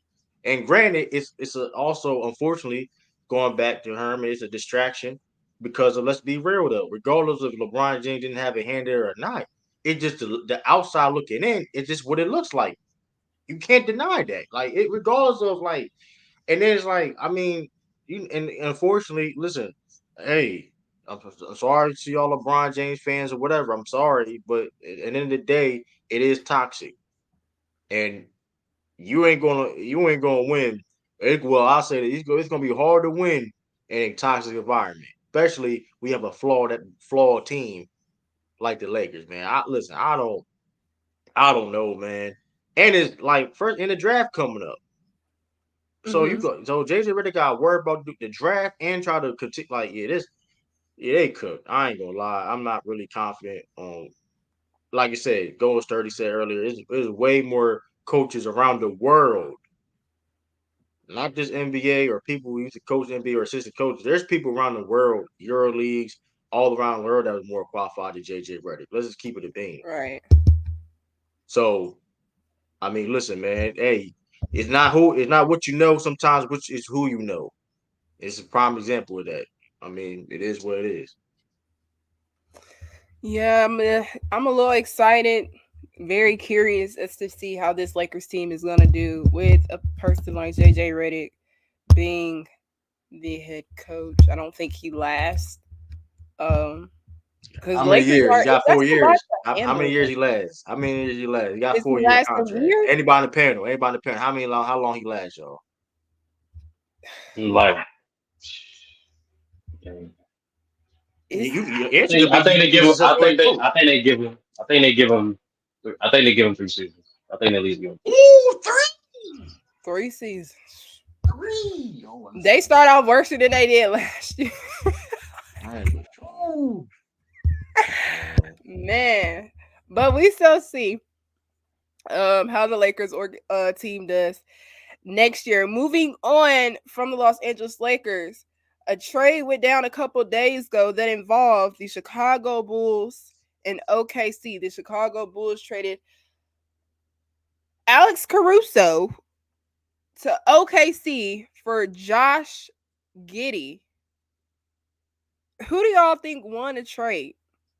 This was a straight up trade, meaning no picks, and no other players, no other teams were involved. It was strictly these 2 players. Who do y'all think won the trade? Hollywood Herb, we'll start with you. As the Bulls fan, I think Herb should definitely go first. Yeah, Herb. Yeah. You cook on this, Herb. How you feel about this, Herb? Herb, you there?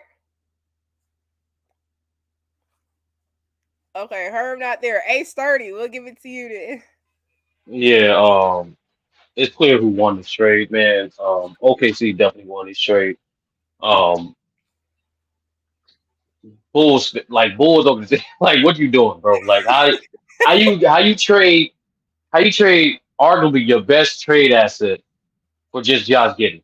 No picks, no cash, not even a 3-team trade. Like, no bidding war. Old school. This old school. This is 1-to-1. This is 1-to-1 trade right here. It's a 90s trade. I'm gonna leave like some of the work to my co-hosts in regards to like how the Bulls feel about Josh Giddey. But I'm just saying this, man. Alex Caruso in every shape and way and form is way better than. I mean, Alex Caruso is way better than Josh Giddey in every way, shape, and form. Defensively, offensively, experience, athletics, everything.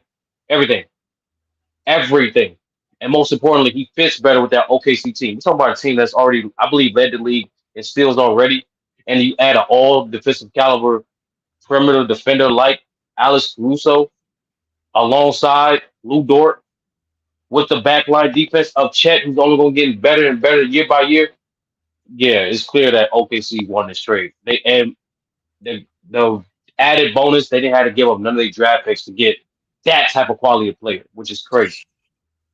That's crazy. Just the fact that no picks, like Chicago know better. True the King. Ain't that like Memphis cousin, Chicago? Ain't that like y'all cousin? Like, it's like stop, baby, stop. I tell you, listen, I'm gonna be real though, man. Like, he needs to sell that franchise, man. That dude needs to like this bull. Like, I ain't gonna lie, this is like egregious. Like, you can't make this up. Like, when I saw the trade happen, like not I didn't like when I saw the news, I got on my phone the notification the trade happened. Like, I was, how Woj be, right? He'll say something, then gonna be more details during the thread. I was looking at the details. They were talking about because Bulls think Josh Giddey has all-star potential. I was like, okay, where the peaks at? Looking, I'm on the website. I'm on ESPN. I'm looking at where the picks at. Ain't no picks. No picks. And straight up, I'm like, come. And this is what pissed me off about it too, about the draft picks. The Bulls had teams offer them first rounds for Alex Caruso during the trade deadline. You know what the Bulls did? You know what the Bulls said? We feel though we can compete to make the playoffs. Hey, paying them to everybody in the chat. Did the Bulls make the playoffs? Absolutely not. Absolutely not. Absolutely not. So you're trying to tell me that you had? I know for a fact they had better offers than Josh Giddey. I know for a fact. And I'm not even mad that necessarily they got Josh Giddey, because I'm not saying Josh Giddey's like unplayable guy that can't play at all. But like he could be maybe a decent rotational player on a solid team, whatever. Cool. Like come off the bench, 8th man, 7th man, cool. Ain't nothing wrong with that. He's 6'8", can play. He is a unique player in that aspect. Yeah. But all-star potential, you see all-star potential though. I don't know. He has to prove a lot of people in his prime himself that he can be an all-star potential. Because listen, Sam Presti, do we all know a guy that knows talent, correct? He knows talent. He's been doing this for a long time, getting talent, finding gems. And if he let him go, and this is like Josh Giddey with 3rd year. I think so. If he let Josh Giddey go like this, he clearly Sam Presti and the OKC Thunder clearly saw the limitations of what Josh Giddey can be. You get what I'm saying? Mm-hmm. Because a guy that's 6'8", that's quote unquote is a point guard, whatever, right? You wouldn't think that type, especially the direction the league is going, correct, right? You know what I mean? You wouldn't think that he had all-star potential, right? But why? Okay, so like, and the thing is this too, and Brandon Cass talking about Alex Cruz had 1 year left on his deal. Yeah, that's why if that was the case, to trade him in the trade deadline, where you had better offers for him. And it's first of all, like, that's still a bad trade. Josh Giddey though, like Josh Giddey may not even start for the Bulls. He may not even start. He was legit fighting for starting minutes. And you feel though Josh Giddey could be an all-star potential? That's not even listen. That being said, I will come up here. I think everybody would admit that, you know what I mean? That like, oh, if Josh Giddey can be an all-star, we can all consider and say we was wrong. But that chances are very slim. OKC clearly fleeced the hell out the. And here's the thing, because Alex Caruso is eligible for $80 million for his next contract, which OKC clearly has the cash base to pay that. So it ain't, listen, $20 million a year. I mean, OKC fleeced the Bulls. The Bulls need to get. I ain't gonna lie. Well, in the owner selling that franchise, it's not realistic at all. But I will say one thing that's realistic about the Bulls, honestly. Chicago is a big city, big market. If I ain't gonna lie, I'm feeling bad for y'all Chicago fans out there. Put another team in Chicago with the team that somebody really care about Chicago sports fans, man. That may solve the problem realistically, because this is egregious, man. This is terrible. Well, Herm, how do you feel, bro, as the Bulls fan on this panel? How do you feel about this specific trade? Like, was it a fair trade? Did you agree with it? When you saw this on your screen, how did you feel in your soul, brother? Well, I wasn't surprised. The organization, we've been doing dumb things for years. God damn. We've been we've been a shit show. We make irrational decisions. Our front office, our pride get in the way of a lot of things. We held on to Zach LaVine too long. Our draft choices haven't really just capital. Well, Kobe White looking better now. Coaching wise, we just love Billy Donovan so much that we don't want to even move on when the signs clearly show we need to move on. Really, I'm talking about Jenny Buss need to sell the team. My Bulls, we need a whole new regime. We need new ownership. We need a new front office. We need a new coach. And we need to just tear this whole roster down and start from scratch all over again. We just need a fresh start. It's just sad what we're doing. We already don't play defense as is. And we got rid of one of arguably our best defender on the team. We don't have Arguably, identity. that is We your don't. best defender. No, Nice. I be forgetting how to say his name. His ass that Ayo started with Dosunmu. You talking about Ayo yeah. Dosunmu? I think that's our best defender, honestly. But the Okay. thing with us though, we don't have identity. We don't know how we want to build our team. We don't know what direction we really want to go to. We just a confused franchise. So honestly, we need a whole new fresh start. We need Adam Silver to take over the team, and we need to do something before the Yeah, city of so people. Chicago. We messing up the market in Chicago. How dumb we are. We messing up the whole market. Just to be honest, Chicago market is not lucrative anymore because of the dumb decisions we making. That's how I feel.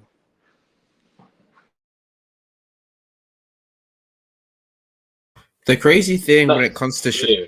the crazy thing that it comes to Chicago is that like I don't even know what to say about your team. I feel like your team at one point did have a identity. Your identity was built around your guards being one of the best switchable and best like l- in the lanes. Essentially, they built a team that was anchored by the guard what guards are front court, not back court, right? Backcourt, backcourt defense from the two guards, and then it was built off of that defensively and offensively. It was a transition team because they had so much athleticism, and it would be Lonzo essentially dishing to balls, dishing the to streaking athletic players in transition, whether that was DeMar DeRozan, whether it's Levine, whether it's Derek White, not Derek White, Kobe White, whether it's some other athletic wings that you used to have. Like I'm pretty sure he had not triple J, DJJ, Derek Jones Jr. at one point, right? I'm not wrong, right, Herb? They did. Exactly. So that was what they were actually the identity was at one point. But the issue was, as soon as Lonzo Ball's knees gave out, they should have really, to be honest, they should have known that team would have never been more than like a second round exit. But they didn't try to build onwards to this team outside of trying to trade for Vucevic. But that was a lateral move, not a move that was actually going to progress, because even everyone knew that Wendell was going to become better than Vooch. Everyone knew that. And look, Wendell right now isn't really that great this season, but still is at least around where Vooch is.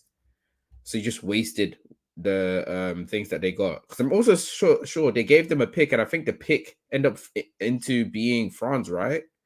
So they gave them essentially Franz and Wendell for no reason.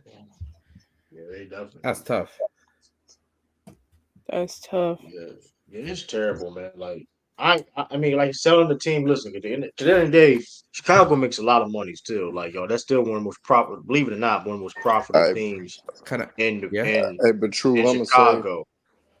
I'm gonna say this Go ahead, too. Herbert. I think we took a chance. I think we also. I'm just trying to make it sound logical. They may have took a chance because maybe they know something about Lonzo we don't. Because that's Now, really they the talking about only. buying out. They talking about buying out his contract. I saw Now that they report talk about online. well, yeah, we. I guess I'm right away. I guess I'm right out the must. We don't have a direction. We don't know what we want to do. And end of the day, y'all, to people in the comment section saying, I thought you was a great. I am a Grizzly nigga. Just I grew up a Bulls fan because Memphis, Mario could tell we didn't always have a franchise. All we had was the Memphis Tigers back in the day. Right, So I that's mean, all we had. That is all we had for so I real. mean, so we Yeah. get something like that, we gonna support. We should have supported the Titans, but hell, when them Steeler fans, they messed all that up for us to keep the Titans. So we got to take advantage of what we got. And of course, I'm always gonna be a Bulls fan. I grew up one, but I'm a Grizzly to the fullest too. Cause I'm a Memphis nigga. I'm from Memphis. But I do want to say this. Yeah, he says this is a dumb take. The Bulls couldn't build with Lonzo hurt. Chicago still had to pay Lonzo. Still could have done day kills. No one said that they were that was called that they couldn't build with Lonzo hurt. Exactly. I was talking about when he was healthy, what was happening, and then I said when he wasn't healthy, they should have blown it up. That's what I said. You're not listening to me. I'm just arguing for the sake of arguing. Yeah, he just arguing the art. Like he just arguing to argue Brandon Cash. Like I ain't gonna like he just. That's what he does. But the point is though, the Bulls is they cooked. Bulls cook. Bulls need to cut it. It's not giving what it's supposed to give. It's that that trade didn't make sense to me, really. But moving the on, Bulls had a number one offense with Lonzo. That's a casual take. All right, I'm sorry. I'm gonna learn to just ignore him from now on. My bad. No, you're fine. You're fine. That's not even true though. That's a crazy. I'm like that can't be true anyways. But I know for a fact. Like, next week we got the NBA draft, the 2024 NBA draft coming on Wednesday, June 26th. It's a 2-day event. Now, didn't they just start that? They split it up. Yeah, they started trying to keep people in the NFL draft. Yeah, they split it up so it's in 2 days. So I think round 1 will take place the 26th, and then round 2 will take place the 27th.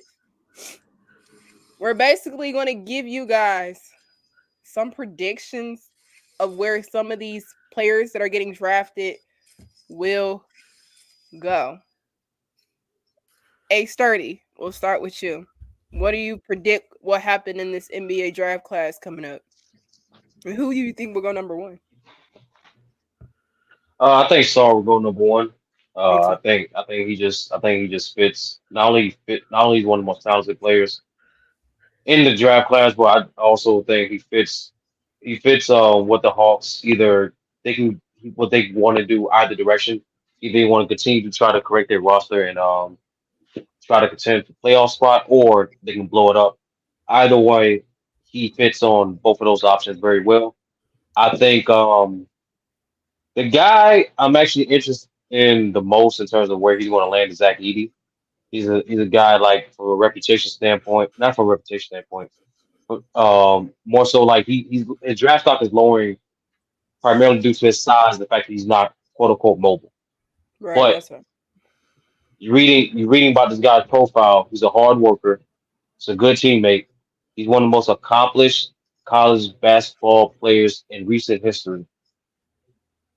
And he has 2 skill sets that can be utilized on any team. Rebounding, number 1, and being a deterrent. Now, I'm not saying he's the draft's best defender. I'm saying there's 2 clear skills that he can impact any team. And so the fact that he has a reputation of having good intangibles, I think the team, especially if it's a potential playoff team that needs a center, I think whoever picks him up, I think the Lakers can probably pick him up. I think the Heat can probably pick him up. I would not be surprised if Denver picks him up. But yeah, that's the guy I'm interested in regards to draft placement and pickup. I think Zach Giddey is going to be an interesting player.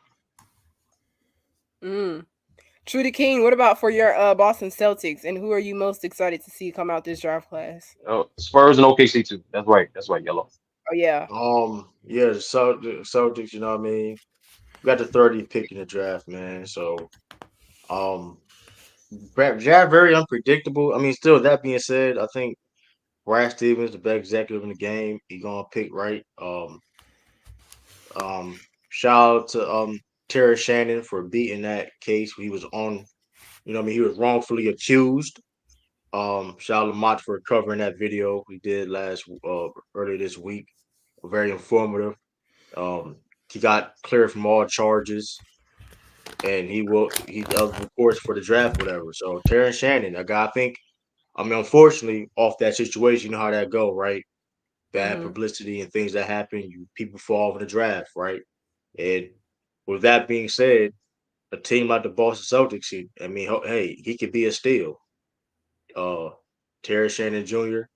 He definitely was one of the best. Unfortunately, because that situation happened, they showcased all his talents, and that definitely could be a sleeper pick per se. I'm looking at a guy like Ryan Dunn. That's the only person I feel like for like the Boston. If I went like a big or like a wing, I wouldn't mind Boston to get at that 30th pick. So that being said too, who I'm more excited for the draft, be honest with you, like that's kind of tough. But like I don't know who's gonna be number one pick, be honest with you. It's the two. I know the two French dudes may be like 1 and 2. But I can't pronounce the other dude name. I know Sarr and the other dude. But Rob Dillingham. That's if I had to pick anybody, Rob Dillingham probably be more excited for. You know what I mean? I've been watching his career when he was like in the overtime elite league. So curious what he gonna be. I think he can be like a Brendan Jennings, Kemba Walker. You know what I mean? That type of how the Kentucky guards. So like that's probably the most player I'm probably excited for. Okay. These some good Yeah, names. facts. Man, it's gonna be some drama in the draft. It's gonna be a blockbuster trade. I'm finna predict a blockbuster trade with the first pick. I think the Hawks will not select the number 1 pick. I think the Hawks gonna trade out. I don't know who they'll get. I don't know what's gonna happen. I'm just predicting it's gonna be a blockbuster trade draft night. I don't know what's it going to entail. I think it's gonna be like a 4-team deal. It's gonna be very interesting what happens. That's all I'm gonna say. That's all I'm saying. And my Grizzlies gonna be included in that 14 deal. We will be in. Okay. So the Hawks, the Grizzlies, and we don't know the other two teams yet. We don't know the other You two said teams. 14. Yeah. Yep, he said 14. It's gonna be a 4-team deal draft night. I heard who should the Grizzlies pick up? I think I know we need size, but it's gonna be hard for us to get that unless Brooklyn keep doing the dumb things they be doing and give us Nick Claxton somehow. If we not getting a guy like a Nick Claxton, we need to get Castle from UConn. You don't think we should go older? We should. That's what I'm saying. If we could get a Nick Claxton, I say get a Nick Claxton because But Claxton's still fairly young though. Yeah, but he got experience though. But he do fits. got experience. He fits our needs though. He fits our need the most.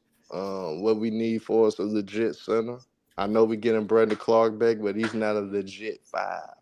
True. Nick Claxton, he's a guy that could defend the 5 at a high level.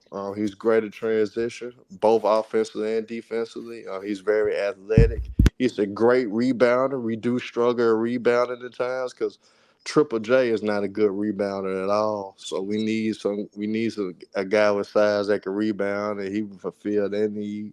We know he's great defensively. He fits with our gritted grind mentality. And then now John Morant can gamble more. When you got a guy like a Nick Claxton, that means there's more opportunities for John Morant to get in transition because he would take gambles. Because when you got a great guy in Nick Claxton that is great at help defense and protecting the rim, John Morant could take some chances, even though he's a liability in a sense. But he could be aggressive for us taking gambles. And I'd rather for him to do that than keep constantly getting exposed. But when you got a guy like Nick Claxton, he could cover some mistakes that we could make defensively at times. But if we not getting him, I say get Castle from UConn. Castle would be the 2-way wing that we also need. I know we got I know we got Jackson.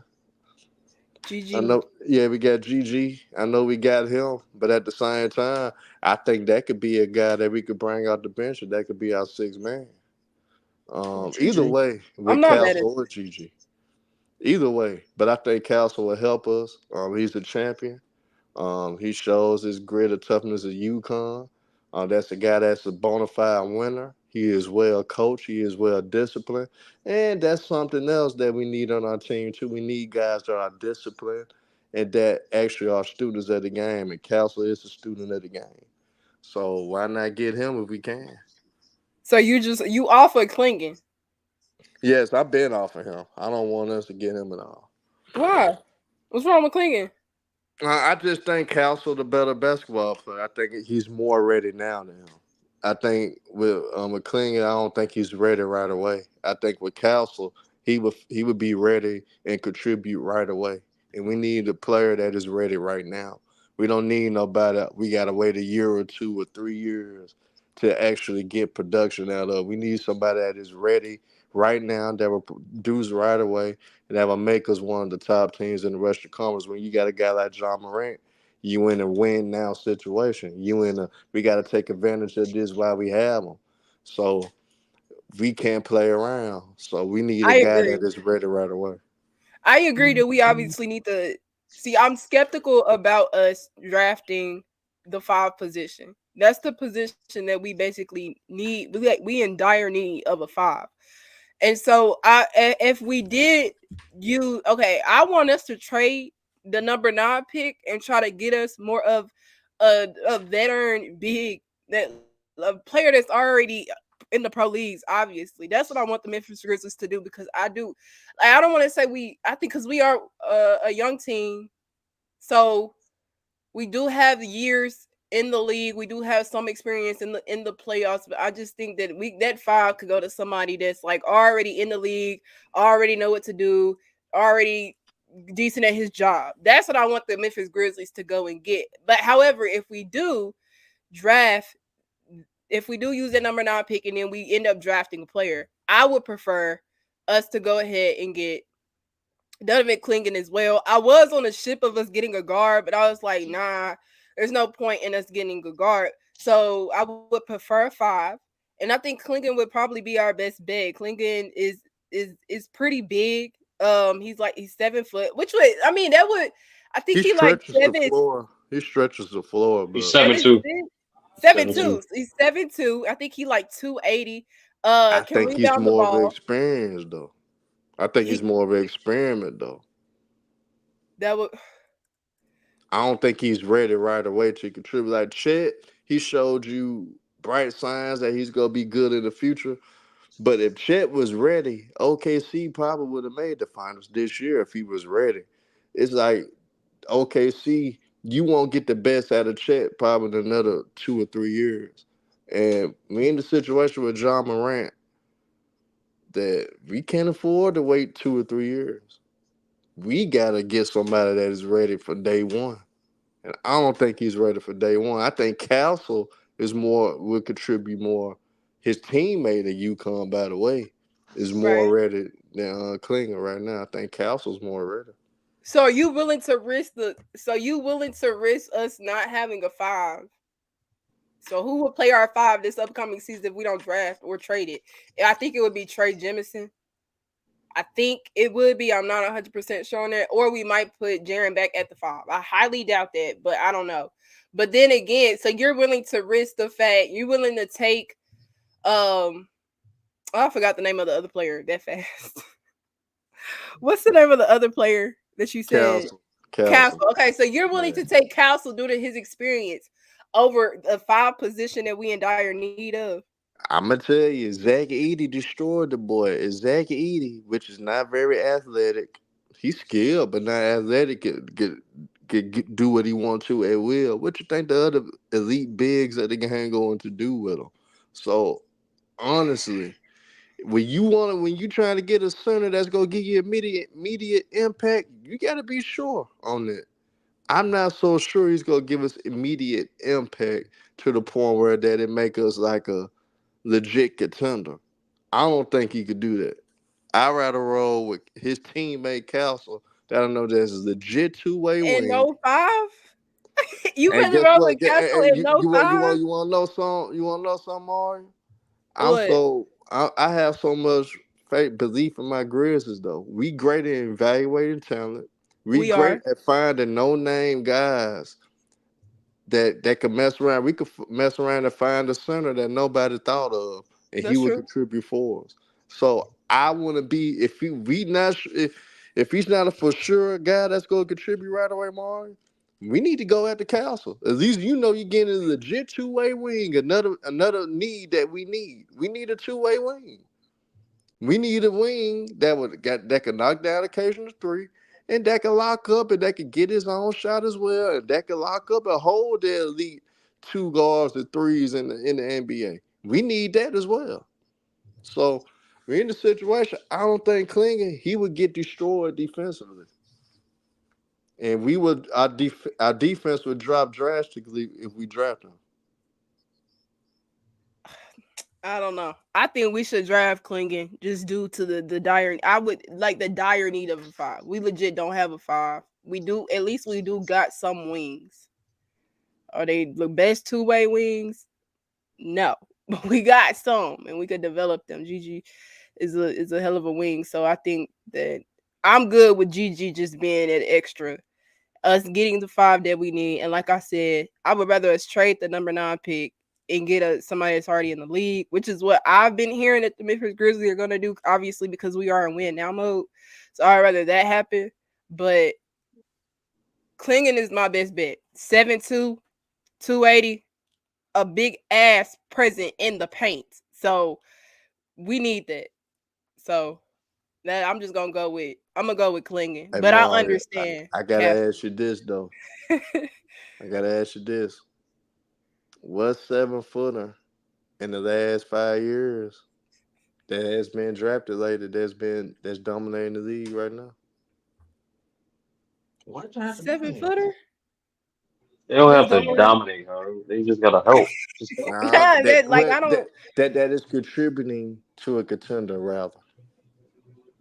Isn't Derek Lively 7 feet tall? Am I not I bugging? think he's 7'1". So yeah, Yeah, like if he could what be we talking Derek about? Lively, that'd be perfect.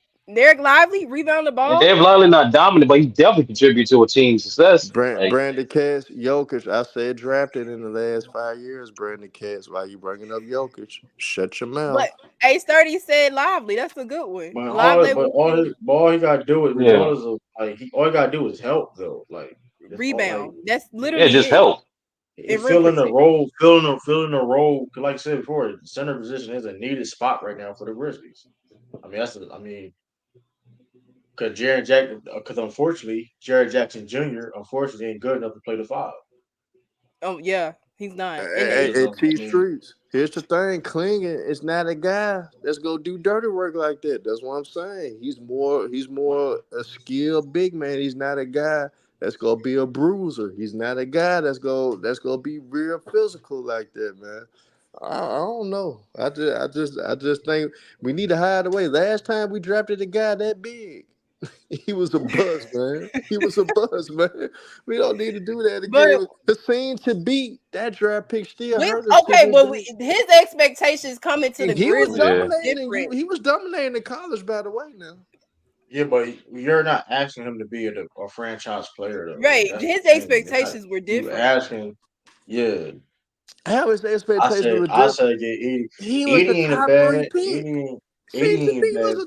what the hell y'all talking No, about? but his No, expectations but your coming to the expectation was Grizzlies different, was Herman. different. Like Yeah. you're not asking, especially in this draft, you're not asking nobody to be a game like bro. Like at the end of the day, you got John Morant, you got Desmond Bain, Jaren Jackson Jr. on the team, GG Jackson. You already got people on the team that's, you know what I mean, will have more responsibility and take the like all you need is a bid that can rebound and Rim protect protect. the paint. And That's now it. mainly, yeah, and if he can do more than that, then that's cool. So Clint, that's a plus. But like you're not asking him to be the third second best player on the team. Like That's right, Dan. Since you're so sure of what you're saying, what's your scatter report on him, man? What's your scatter report on him? Will he do the Clingy? small things that the Grizzlies need him to do? Yeah, absolutely. Absolutely. He was doing that in UConn. You sure about that? Yes, he was doing that in UConn. The dirty work, like I said, he did that in UConn. They Like use all the him. dirty work, you talking about the physical, like he legit did that in UConn, bro. So it's like, And I mean, I don't know. I mean, No, he he didn't. went up against, he went up against, he UConn was went up the against, most talented team in college basketball. he went up against Zach Edey, a big dude that He was the. I mean, he battled against him. That's a big guy when it comes to physicality. So like, I Their mean, wings dominated that game, though. It wasn't nothing to do with him. it's not. But Castle here's was the best but player in that Herm, game to me. but Herm, you keep talking about. But that being said, though, Castle, listen, Castle is nice though, Herm. But that being said, though, Castle is not going to develop the way you want to develop on the Grizzlies if you already have guys that already in playing that got same GG position. Jackson. Yeah, you already got GG. Like you already, I mean, like I said, I like Castle. Nobody's saying Castle is not better than Clingan, but in a Grizz situation, this draft, especially how this draft is set up, like it'd be different if Stephen Castle could be a franchise or he can be this type of player. Okay, cool. But this draft class is just, I mean, it's Literally, not as talented as other Well, draft classes. true the fact. king. If you understood the mistakes that the Memphis Grizzlies had made, well, the Grizzlies organization, Brian Reeves, we drafted Big Country when we was the Vancouver Grizzlies, right? What Mhm. happened to Brian Reeves? Don't. But you keep My comparing brain them, can't bro. No, really. no, I'm just My going brain. down the history. I'm going down the history. I'm True, just okay. But that being what happened to said, though, Brian like Reeves? that be, I mean. Hey, But I don't know, man. it's like what True said. I'm trying to I tell agree you, with. man. I I mean, agree if with you're what going True over said though. history, like, and here's the thing too about the Grizzlies. Don't y'all got like more than one pick in the first round? No, I think we Oh, you got only one got pick that the one. first round and 2 picks the second. we got 2 in the second round. Yeah, 2 picks All the right, I second. mean, One pick I the don't think, first. like you said, especially for like I said, like that ninth pick. I mean, well, depending on like we'll see at the draft time where people fall because I mean, I don't know. It's but and then I agree with you what you said because basically in this draft class, nobody that's getting drafted is expected to go to the team and be the best player on the team. They literally go into these teams and expected to somewhat fit in a system that's already made and thrive in that specific position. I think Klingy can do that for the Memphis Grizzlies. And if he not gonna get down and dirty, he'll eventually have to learn to get down and dirty with Memphis culture. Cause you'll just eventually it'll come to you. It'll come. Mario, I gotta ask you this because you got the sources for real. What y'all don't realize in the chat in the chat, Mario got some sources, man. So what your sources really saying? Do they really like clinging like you do? Are they really feeling them like that? What your sources saying? The sources is saying either clinging or like I said, gets drafted. That's what the source is saying. Clinging or drafted. And then I've also been hearing like other teams, like if we do draft it, I've been hearing Andre Drummond. I've been hearing Isaiah Stewart. I've been hearing a lot of names that we could put at that 5. That'll get down and dirty and do the job that we need them to do at the 5. That's what they're saying. Mario, I just don't want us to make another mistake with a big man. I get what you're saying 100%. 100%. Like you said, we in win now mode. So like this draft for us is pretty critical. Whatever we trade off and whoever we draft is gonna be very critical in how we do in the playoffs and this season. Cause maybe we need it to get over the hump. But we got True to Kings. That's enough of our draft talk, and we'll obviously talk about the draft next show and see who people picked up. But True to King Goofy Take segment. You got it. Goofy take of the week, man. It's a fun time with the show. You know what I mean? People takes and bad takes, goofy takes, and things of that nature, man. And listen, man, we like I said, we came off the NBA finals, you know what I mean? And um this individual here showcase why sometimes stick with your sport, man. Stick with because this was crazy. You know what I mean? And it's crazy how I said the statement a couple weeks ago. Mm-hmm. They build them up to tear them down, and this right here was just goofy. Craziest, one of the craziest statements you're going to hear all week. I'm playing the tape now. Luka is the worst all-star I've ever seen in my life. He can score the ball, he can pass the ball, he can rebound, all that. He has no effort on defense. He don't want to play defense. He don't hustle for no loose balls. He don't hustle for no loose rebounds. I watched Drew Holiday about 3 to 4 times get extra rebounds when he's guarding. I'm like, yo, he don't try. Yo, I watched Luka because like Kyrie deserves, but we don't give Luka no blame for nothing. Luka gets a lot of this, I watched Luka. I guess I don't know if he got injured or what, or fouled. He's laying on the ground. Yeah. The ball's going this way. He's still there. Yeah. They scored it in now. He's still just getting up. Anybody else you watch, when they get on the ground, they get their butts up and get on defense. He has no type of urgency of playing solid basketball. And I will not let my son, right, that wants to be a basketball player, I mean, he wants to, but I will not let him watch his tape because I don't want you to learn from a superstar like that. No hustle, no attitude, no care. Nothing. Are you crazy? So, yes, Kyrie Irving deserves all that blame, and so does Luka. Go ahead, Slick.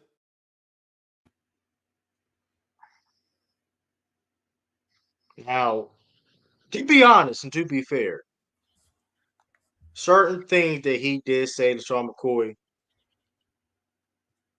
was a little bit valid when it comes to the effort, the hustle, the bad attitudes, and things of that nature, why he don't want his son looking at that. But with that being said, to call Luka Doncic, with all that being said, that we all can agree with and criticize Luka, everybody ain't perfect, but say that he's the worst all-star of all time, though, because of those things, listen, those are things that we may not like or don't like, but at the same time, he's the worst all-star of all time. Stick with football, Shady. Because that wasn't crazy work. That wasn't crazy work. You talking about this crazy work? Right, that tape right there was not crazy work. That was crazy. That was goofy work.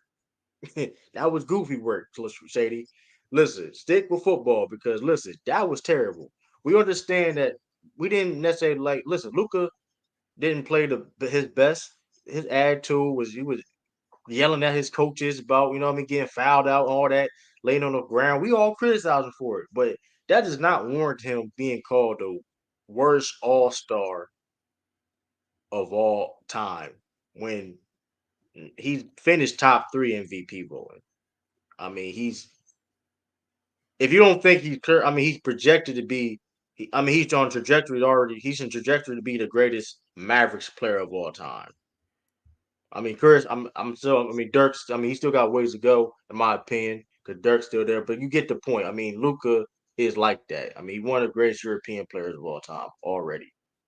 If he retired right now, he'd be a Hall of Famer. So call this man, and that was just the NBA career alone.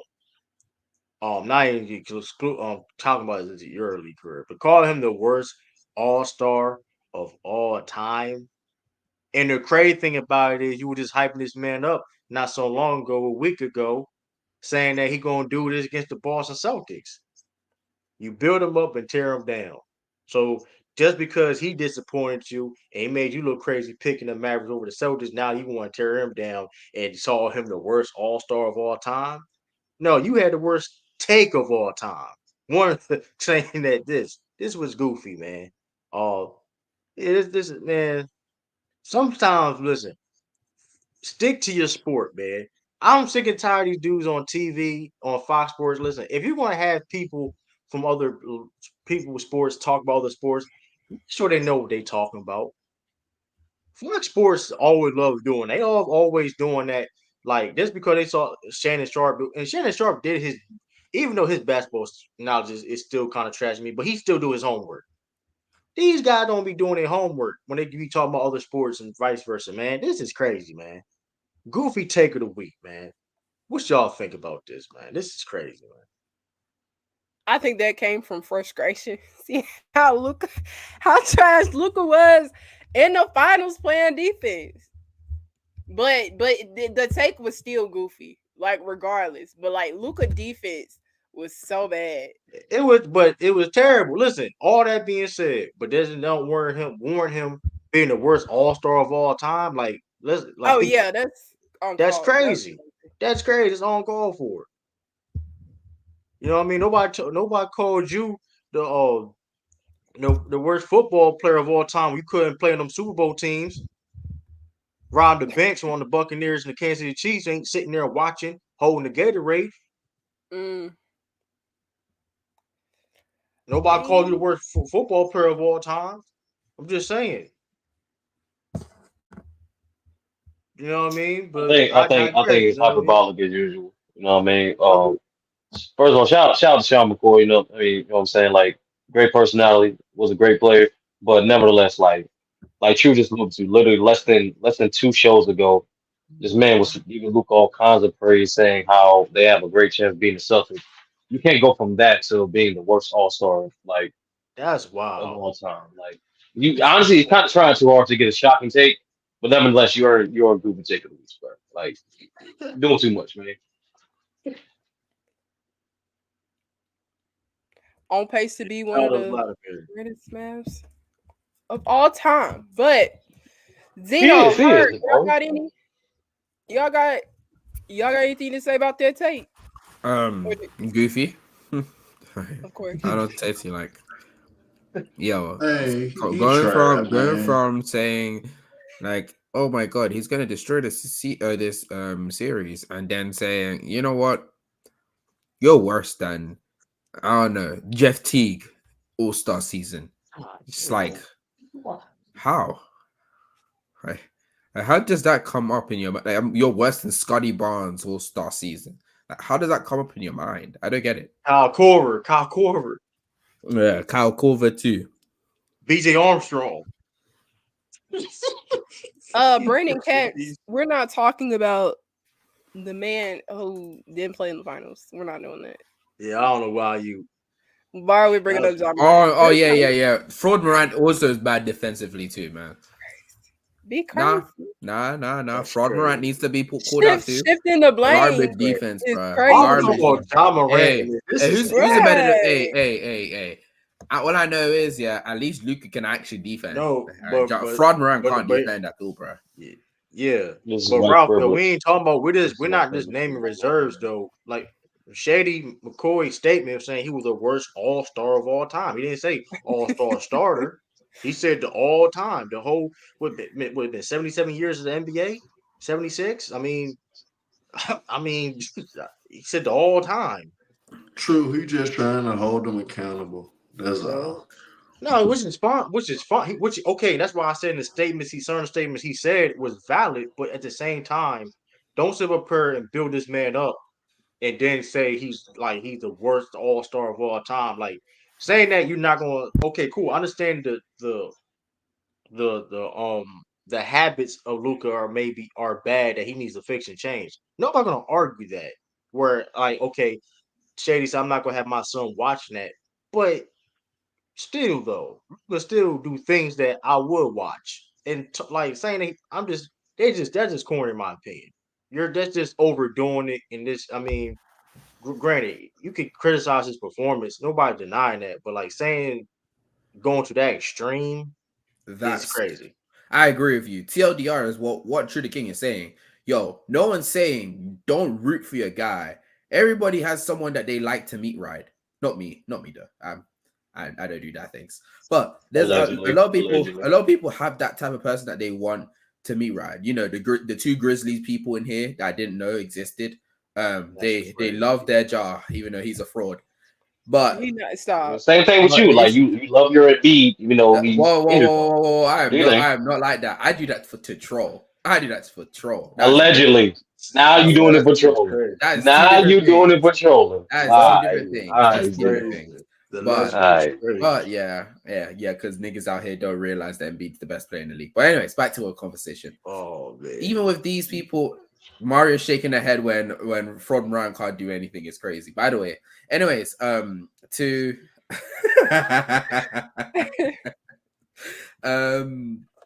even when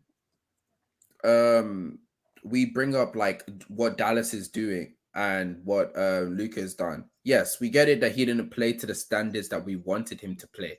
But when you put into context that he really came into that series with an injured knee, constantly explained even before that series that knee is causing him issues. Reminder, he said that in the Timberwolves series, he said that in the Clippers series, he said that in the what was the series before that? OKC series. He never once acted like, oh, my knees was healed. He never lied about it. He kept saying that it was an issue for him. But I do want to also say, even if you do prop up a guy, when he doesn't meet your expectations, you do not need to destroy him. Just because you was on a scale of 1 to 10, 10 on a guy doesn't mean you now need to be a 1 on a guy after he doesn't meet your expectations. There's always a happy medium.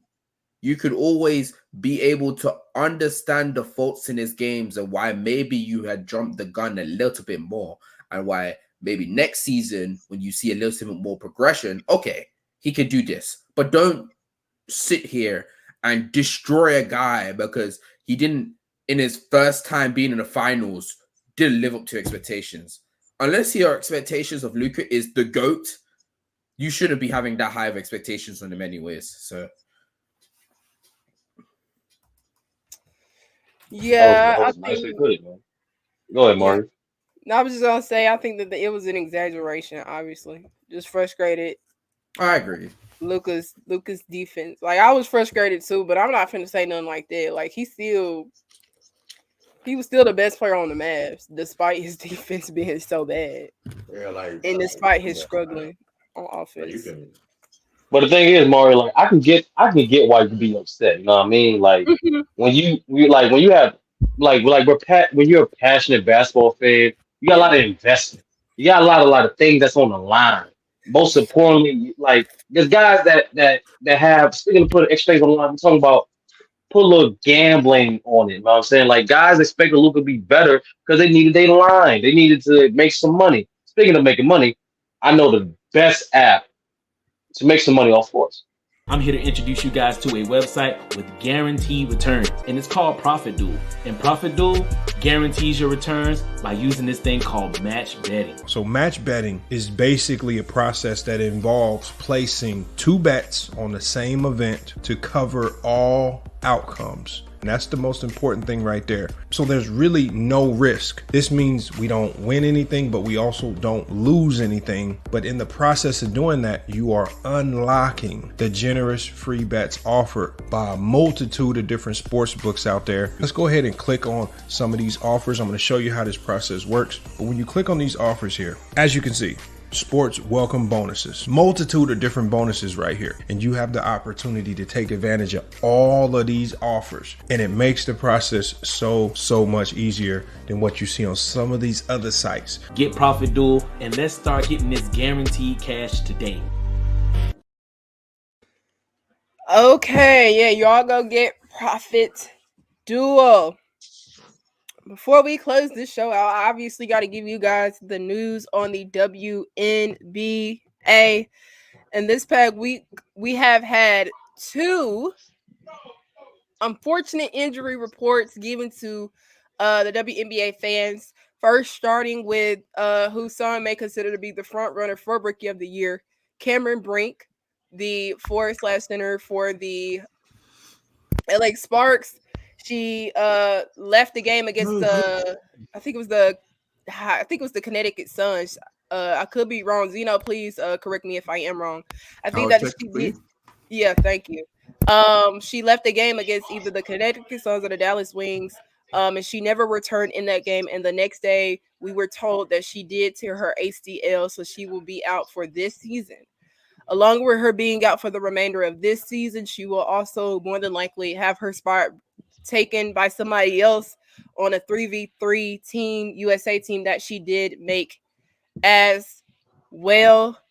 Along with Cameron Brink's injury, Ryan Howard. You was also correct. Yes, it was the Connecticut Suns. Okay, thank you. Ryan Howard unfortunately went down with an ankle injury. And yesterday we were told that she would be out indefinitely for the rest of the season. She also was a part of the 3v3 Team USA basketball team. And so her spot will be taken by another player. Two, they have the WNBA has yet to the committee has yet to name those replacements.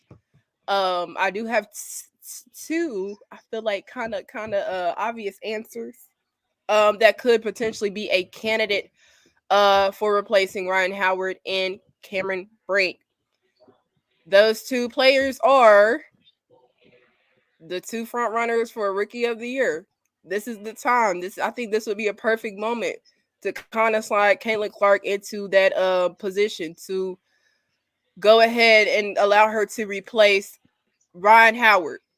You know, y'all were upset she didn't make 5v5, so she can make this. If it's not given to her, another person I would like to see get that 3v3 spot would be Skylar Diggins, who is also an elite guard that could replace Ryan Howard.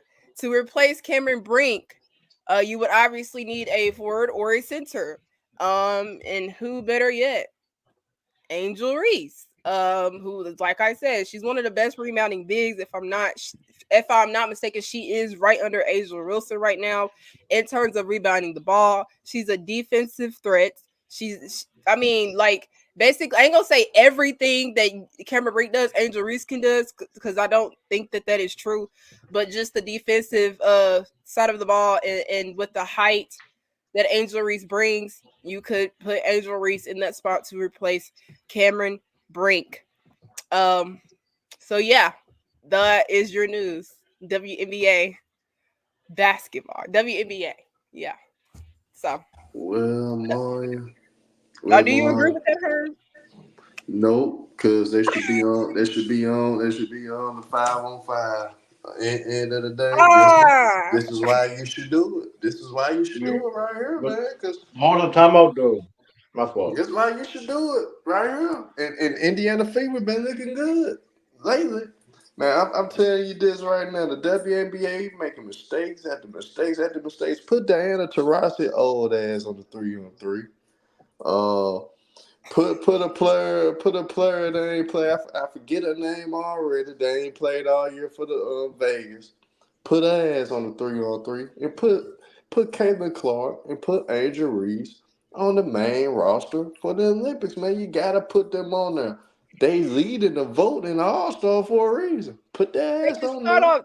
They can start off small. Put them on the 3v3. No. You don't do that. Because see, that's what messed y'all. That's what messed the WNBA in the past. Because they so-called always belittle their star players, their potential faces of the league. End of the day, you gotta take advantage.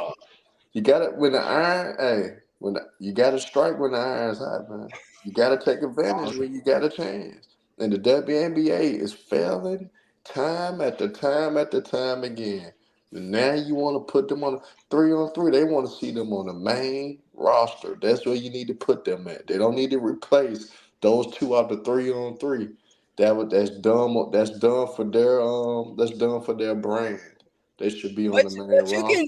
But you can just okay. Now you can bring the attention to the 3v3, and then look, and then you could do who's doing more views. You can do it that way. You killing that brand that way. It works. It works, Herm. I swear it works. No, it won't. It'll work. It'll work. Whoever they get, I don't think it kills the brand. I know. I think it helps basketball. Period. Doing that, I don't think it just helped the WNBA. I think more professional. So would you put LeBron James on 3-on-3?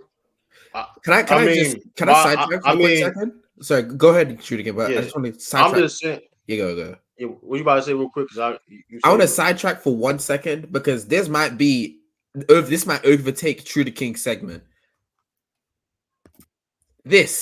Moran is a below average as a passer and playmaker too. This might be the most goofiest take I've heard. I ain't gonna lie. Biggest goofiest take I've ever heard this week. Yeah, anyone who watched that fraud. Yeah, I might even ignore it. That's why I ignored it. I am a fraud brand hater. I hate that guy. I actually mean, Brandon dislike his Cash game. got a I goofy dislike take who all the he is. I time. dislike everything about him. But anyone Yeah, who says that he is I an hate the way he below walk. I average hate the way he as a talk. I hate passer the way he and dressed. playmaker, you do not have eyes. You need to open up yeah, your you eyes. don't know basketball. There You don't is know no basketball. way you Zeno can see. cooking.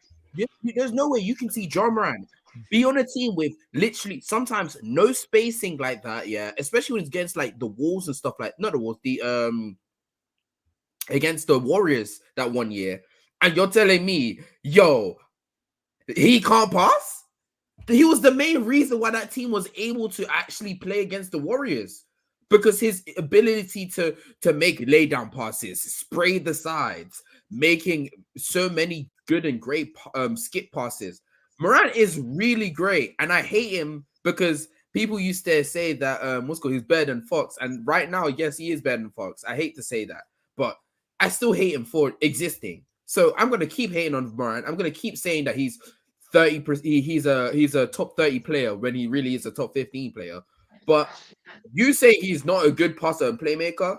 That's stupid, bro. Yo, install some new eyes, please do.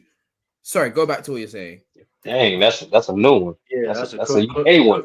That's That's what's up. That Hey, international slang, boy. If we could bet on profit, if we could make a bet on profit duel by every show for Brandon Cash to make a goofy take, man, we'll be rich, man. We'll be definitely rich. You right about that. You know, but going back to the 3-1-3 thing, I think, be honest with you, like I ain't gonna lie, 3v3 basketball, if you know, it's been getting more popular. Is the real thing. I mean, of course, you see the Big Three League. You see more people more implementing that. I mean, it's been around for a minute now too. 3v3s around the world, especially in the Olympics. I think, like I said, that'd be dope. Listen, I mean, if they're not gonna make it for the 5v5, whatever. I mean, it wouldn't hurt to put them in the 3v3 because that's going to get attention, which is going to bring female basketball, and it's going to help the genre 3v3. So you killing a bird with two stones with that. You promoting the WNBA. You also promoting 3v3 basketball, not just women's, but just overall period. Because let's be honest though, they'd be the biggest names in 3v3 basketball if you put Andrew Reese and Caitlin Clark there, men's and female. Which I feel though, it would be a good thing because it'd be guys in the USA team, whatever. I'm not gonna say names and I'm not gonna say this name per se. I'm just saying it'd be dope to see more all-star guys or all-NBA guys be on the 3v3. You know what I mean? Or for even the men's, it'd be dope. You know what I mean to see that. You know what I mean? So we always be dreaming these matches anyway, be 3v3. Because I think somebody said LeBron James. Like, shoot, why not see LeBron James in the 3v3? That'd be dope. I mean, maybe not maybe this year per se, but he older per se. I mean, that'd be dope to see that. You know what I mean? I don't know. I just it'd be cool to see that. So Andrew Reese and Caitlin Clark for 3v3.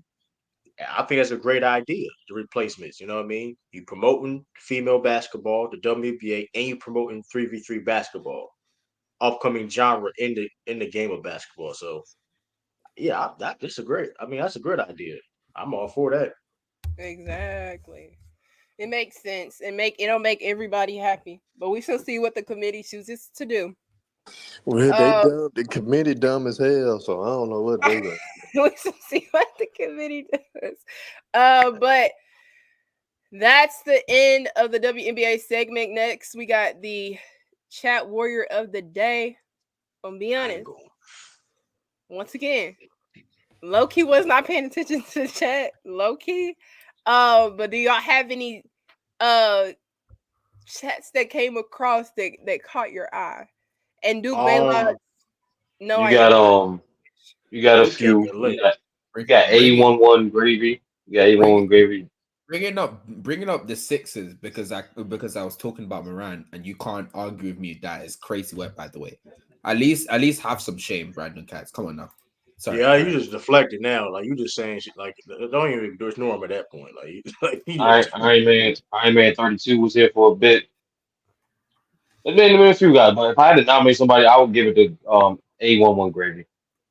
I'll nominate Mr. Duke Baylocks Respect, Of respect, course, Mr. that's who I Duke. would nominate. He just on. came. He did come All right, we late. got it. Duke, you did come late. Yeah, him, bro. That's what they Oh, do. this spam. Oh, let me get this spam line. Nah, just score them out. But anyways, Uh, but like, who y'all think? True, break the side, bro. What do you think? damn. Who you think? Who you think should be chat war today? A1 gravy. I put A1 gravy there, man. All right. Cool. A1 gravy. I'm not mad at that. It was tough though. It's pretty close. You know what I mean?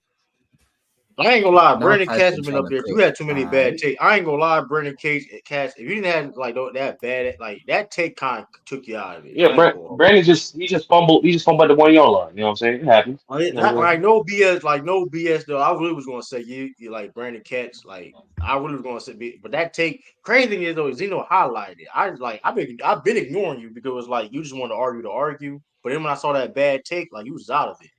Yeah, you out the running. Like you just like this man fumbled at the 1 yard line. Like you know what I mean? But Mr. Wilson, man. Go ahead, Mario. Yeah, I mean, if it was up to me, I'd probably nominate Duke all the time. But I think yeah, but we'll give it to 81 gravy. I'll give it to 81 that's gravy. Pandering. See, Mario. See, you have better integrity than like that's at least be low key with the pandering, my nigga. Like this is clear. You know what? We ain't gonna do this. We ain't gonna do it right now. I'm gonna give it to you being like Michael Jordan, paying the stat boosters. It's all right. We're gonna let it go. I'm gonna give it from the UK. Let's go.